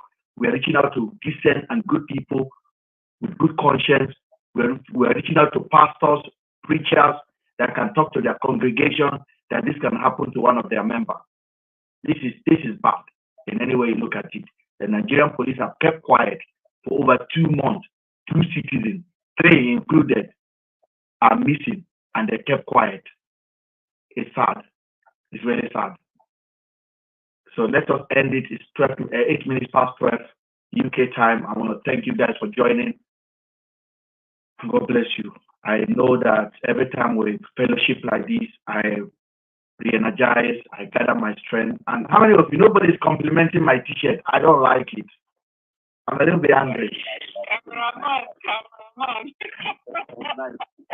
Cameraman in the house. We need to put this on Amazon so people can purchase it. Cameraman is out too. And now that they are saying I'm the second people. Yes. I say cameraman is for cameraman. Mr. Ben is for Afiba and Celine. That's it. And cameraman's lenses are on everybody. Nobody can escape the cameraman. Don't try. You go, cameraman, they follow you. Don't try me. Okay, thank you so much, guys. Go ahead. Go ahead.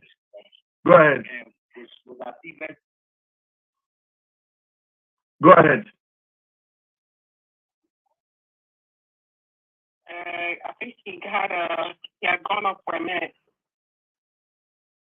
Nakwan will be back. Our people on YouTube, thank you so much. Really appreciate you guys. Thank you, making sure that we keep people here. Hello, can you hear me? Yes. Okay, I was saying with Afiba's husband, I think I will give him benefit of the doubt, because listening to every interview that he's really conducted, it's not said any bad thing about you. No, he hasn't, not at all. And he's always maintained one side. His prime suspect has been blessed. And it's funny that it didn't start from the kidnapping of Afiba. According to him, he had a funny feeling about blessing way in Dubai when Afiba was with him. He advised Afiba to stay away from blessing. He stated that clearly. So his son has always been blessed as his prime suspect. Just that he's a bit cleaned up because of the exaggeration from just I don't know the woman's name was. Just Adotun. Yeah, and how the narrations were going that you had a video of high girls, you had videos of Andrew beating girls. So he wasn't really cool with you in that sense, but his prime suspect has always been with Blessing. Thank you. Thank you for that. We'll start again. We have time tomorrow. Thank you so much. All of you guys have been wonderful. Cameraman is saying good night from the UK. Good night. Good night. Good night. All right. Good night, YouTube. God bless you guys.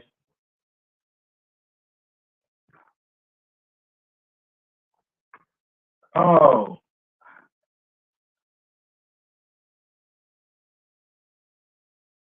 This week, as Nigerians all across the country mark Democracy Day, no one can deny that the people of this country are living in changing times.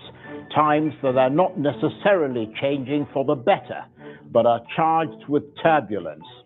So this Democracy Day anniversary, marking 25 years of democratic governance, seems like a good time to look at where Nigeria is today, with a declining economy, rising crime, pervasive corruption, and the continuing failure of basic services like power, water, and infrastructure. How do we recapture this country from those who are determined to stamp out progress wherever they can? What does democracy look like in Nigeria in 2024 as various parts of this increasingly divided country try to stand up for their democratic rights and to share in the democratic ideals promised by both June 12th and 1999?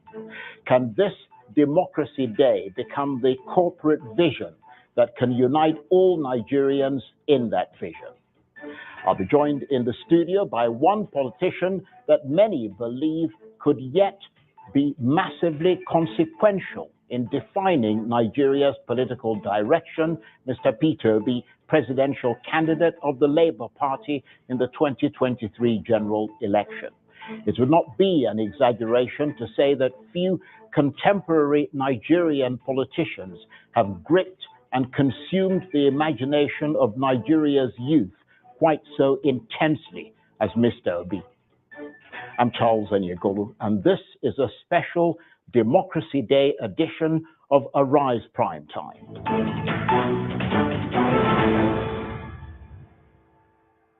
So, after a quarter of a century of unbroken democracy, where is Nigeria heading now? Well, if you scratch away the surface of sentiment and political sensibility, what you'll find underneath is deep-seated anxiety.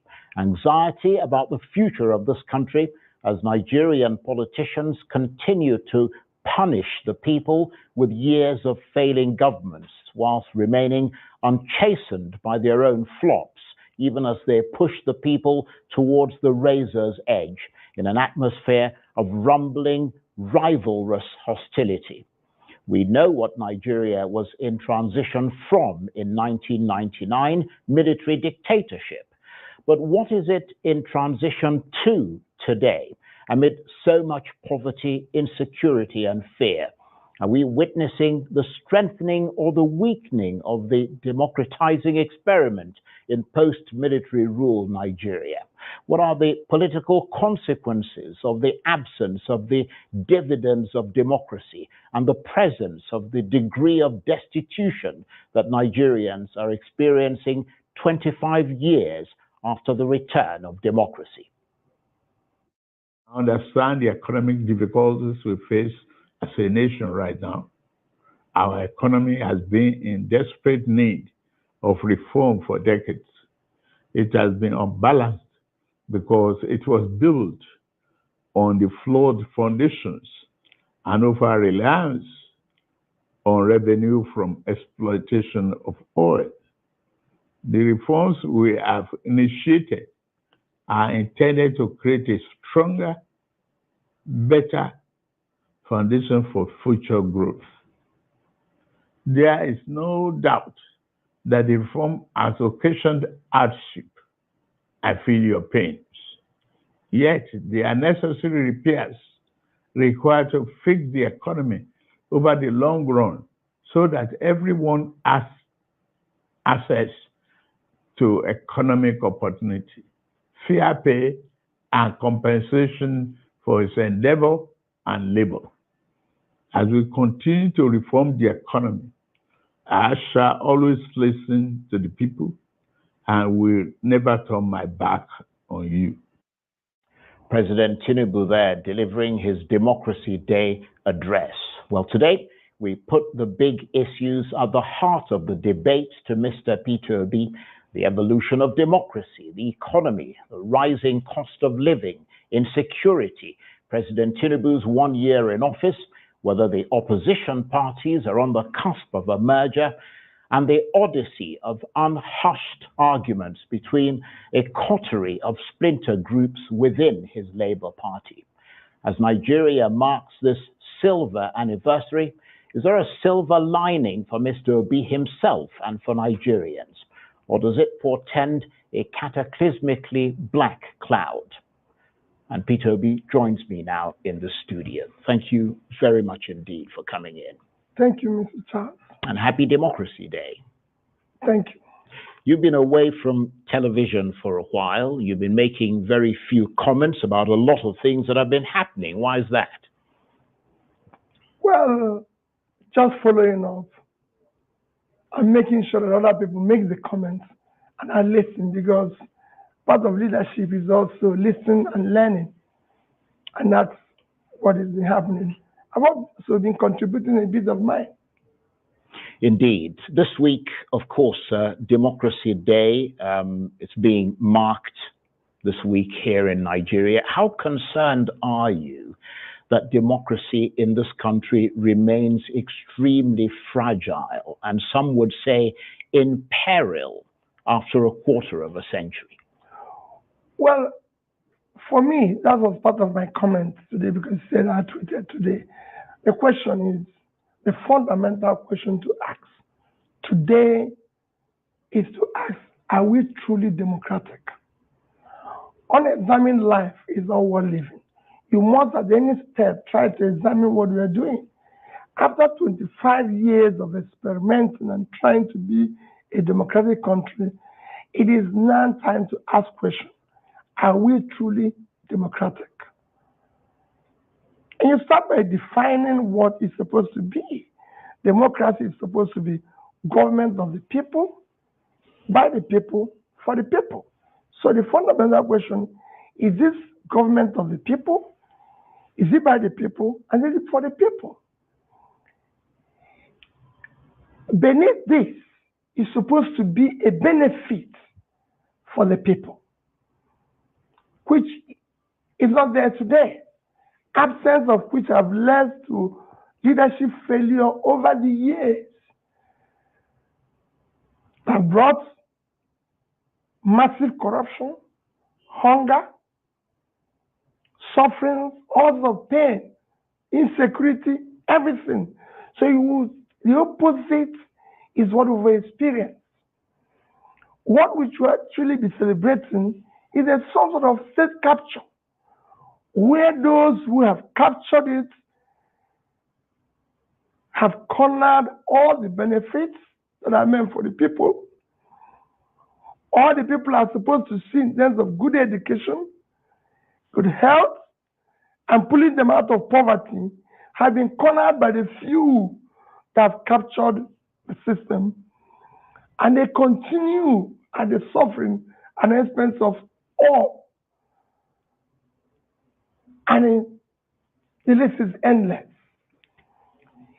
You can go there and see the measure of democracy. We are 4.23, which shows we're low. You look at the hunger index, we're 109 over 124 countries measured, which shows we're low. You look at corruption index, we're 145 over 180 countries, which shows we're low. You look at law and order, which is supposed to be an intangible asset that drives democracy. We're very low. We're 120 over countries measured. So you could see we're low in every facet. If you compare even the electoral process that brings our leaders into office, again, we're very low. Let's just take the recent 3 elections in comparable countries of South Africa, India, Mexico. In all these 3 countries, first is that over 60% of registered voters participated in voting.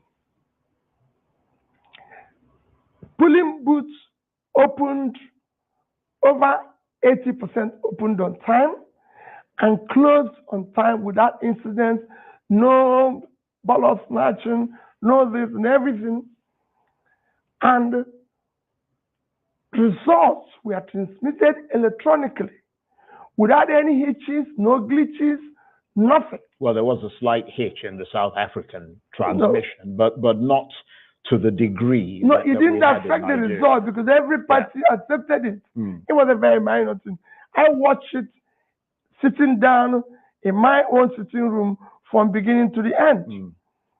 India, that was supposed to have over, the people that voted in India are 3 times the Nigerian population, yet you could see it. The election was accepted. In our own case, less than 25% of the voters participated. And indeed, those who came out, many of them were prevented from Thank you. At the polling booths, did not open on time, closed late, closed early, with all sorts of fraud and everything. And when you think about it, in these countries I mentioned, these were carried out by ordinary citizens. In our own case, despite all this fraud, glitches, everything, it was being executed by professors.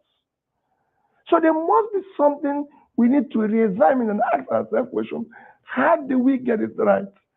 For our children, for the future generation, we can't continue on this path. So how do we get it right? By doing it right. The government can stamp and say, I recall late President Yaradua, who admitted that the process that brought him to office is faulty. And he was bent on changing it and putting the right steps to do that. So do you think which was followed up by Jonathan? Right. And participated in an election where for the first time the ruling party and the president lost the election. Just like you can see in the way I've just told you, the ANC in South Africa had a reduced position. In India, the same thing happened. They accepted it. So do you think that the reason for this problem that you've identified is politicians in power consciously refusing to give those institutions the latitude to operate? Exactly. And making sure it happens. Institutions must be respected by those in office. They must make sure for the future of the society, for the future of our children, a leader or those who are in leadership must do things rightly.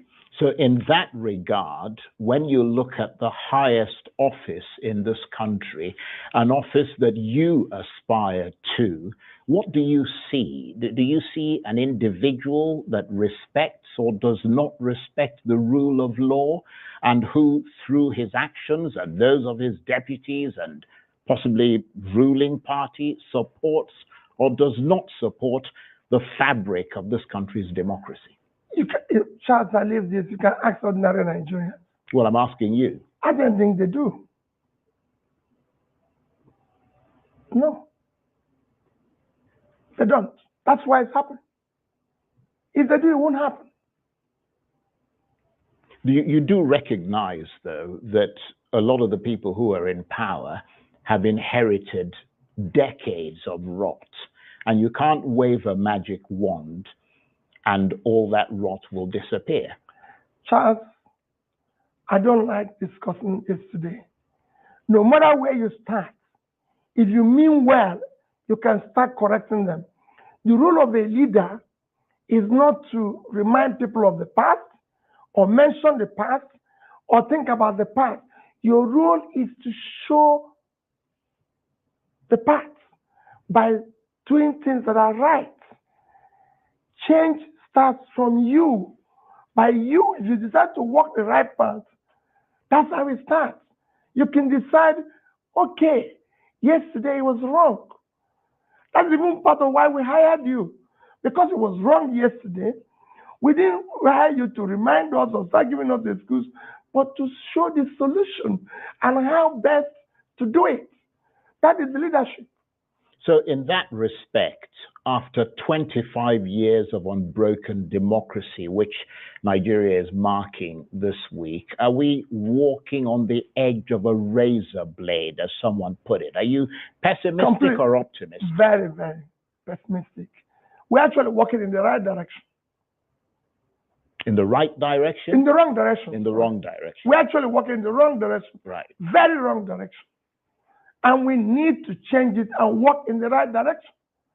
And it has to start from the number one person. Well, let's assess that walking in the right direction or wrong direction and that number one person. Let's turn to President Tinubu's first year anniversary. After 1 year in office, do you think he has displayed the strength and the ability to tackle Nigeria's many problems? Are you impressed with mega projects, for example, like the Lagos-Calabar Highway? Well, I've never made comment about 1 year in office. The reason why is simple. I would say that President Tinubu has kept to his campaign promises. Throughout the campaign, he consistently maintained that he will continue from where Buhari stopped. And that is done very well. I would say excellent. I'll give him excellent pass mark. And it's very simple. Dollar was 460, is now 1,005. Fuel was 238, is now about 700. Diesel was 844, is now 1,415. A bag of rice is 35,000, is now about 80. A bag of beans was similar, 35, is now about 90. Gari was 27.28, is now 49.50. A tuber of yam was about 2,007 to 3,000, now is over 10,000. Tomato basket is about 40,000, that is over 150,000. Electricity is 66 kilowatts, is now over 200. You can go on and on. Our debts, even bread, which is a basic thing, other countries that subside, like Egypt, bread, smaller, medium bread was 450 naira. It's not 900 naira. The big one is 900, is 1,005. Our debt, like I mentioned, was 87. By end of last year, it was actually 97. The highest we've done within that short period. Now is about over 100 trillion. In fact, this year alone, the government, through the Central Bank of Nigeria, had issued and taken from the system borrowing of over 16 trillion naira. You can imagine the interest at almost 20%. It's about 3.2 trillion after 12 months. At that, last year, in a period of 9 months, we spent about 5.7 trillion servicing as debt interest on our payments. So add that. So overall, you've done well. Let's even go back to the overall of the economy. By the time he took over last year, we were still the biggest economy in Africa with $477 billion as our GDP, followed by South Africa, Egypt, Algeria, and Morocco. Today, we are number 4. South Africa is number 1 now, I think about $373 billion. Egypt is second, $347 billion, followed by Algeria, 266. And we are now 252 billion GDP economy. It's even worse when you go to our per capita. We are actually 1/4 of per capita of the list of these nations that I mentioned. South Africa is over 6,000 per capita. Egypt is 4,000 plus. So is Algeria. And then Morocco, which among this is supposed to be the 5th, at 4,210, and we are 1,000 plus. So we actually gone low. We're coming from a low of per capita of 3,000 plus in 2014. So with every other thing have headed south. You see, insecurity is worsened. Well, corruption has worsened. Let's adherence to the rule of law has worsened. The country has been nepotism is at the highest. Let's look at one issue that you mentioned, and you came up with quite voluble statistics there, and that is the issue of the economy. The president, in the clip we played earlier, before our interview began, made it clear that he was aware of the fact that there would be pain before gain. I mean, if you look at every economy, from Argentina to all the ones that have tried to reform their economies, there's always a bit of pain before the gain comes. That comes with putting in reforms, fundamental reforms that would eventually lead to an improvement in the economy. What I'm curious to know is, if you had become president, how difficult would it have been to govern in the current environment? Because you would have inherited essentially what President Buhari left for you to inherit. Because some have argued that whoever took over from President Buhari would have inherited a country that would have been very difficult to fix, with so much borrowing and debt and corruption and the fall in the currency and all the rest of it. Yes, you could argue that the government, that was part of what they said were their reforms. But in other words, you would not have been able to turn things around and deliver in 1 year. Charles, the first thing you do as a leader who inherited a difficult situation is to lead by example. And it starts by your own style, by your behavior, your conduct, how you manage the resources. You cannot say that things are difficult when you're living in conspicuous consumption. The things you don't do.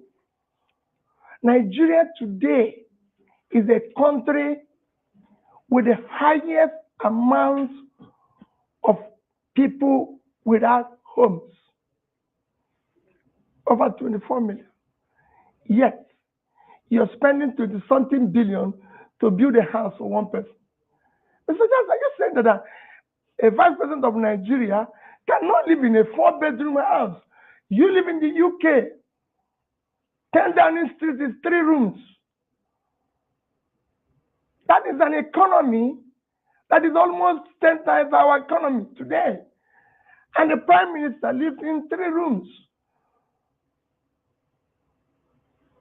So that's where you start. You start by living like somebody who is coming through difficulty, who is facing difficulty, who wants to change things. That's how we do it. You don't engage in what we've been doing, buying vehicles, partying and everything, as if things are normal. When you say there's difficulty, you need to deal with the issue of cutting the cost of governance. That's where you start. So you need to deal with the issue of massive corruption. That is showing that I am now, okay, things are bad. That has served the system. Where I came in and found that things are bad, and we start by cutting the cost of governance. So is that what you'd like to see him? I mean, the first year is gone. You know, that's a fact. But he's now entering his second year, or he has entered. What are the things that you have to show a clear plan? It is not enough to say, oh, we're going to go through problems. If we're going to go through problems, this is very simple. You enter a plane. It's a bad weather. There's going to be a turbulence. The pilot says, we're going to go through bad weather. It's going to take us maybe 1 hour, 2 hours because of this. And he follows it through. That is not the time. In that bad weather, everybody, even the crew, are asked to sit down. That's not time to start serving food and wine and everything when everything is up and down. That's why we're there. We're in turbulence and people are still dancing and everything. I always say what happened to the Titanic is what is happening in Nigeria. While the plane was going on, the people on the upper deck were busy dancing until the whole thing collapsed. That's what is happening now. We should change and do things rightly. We can change and manage corruption and everything and all that.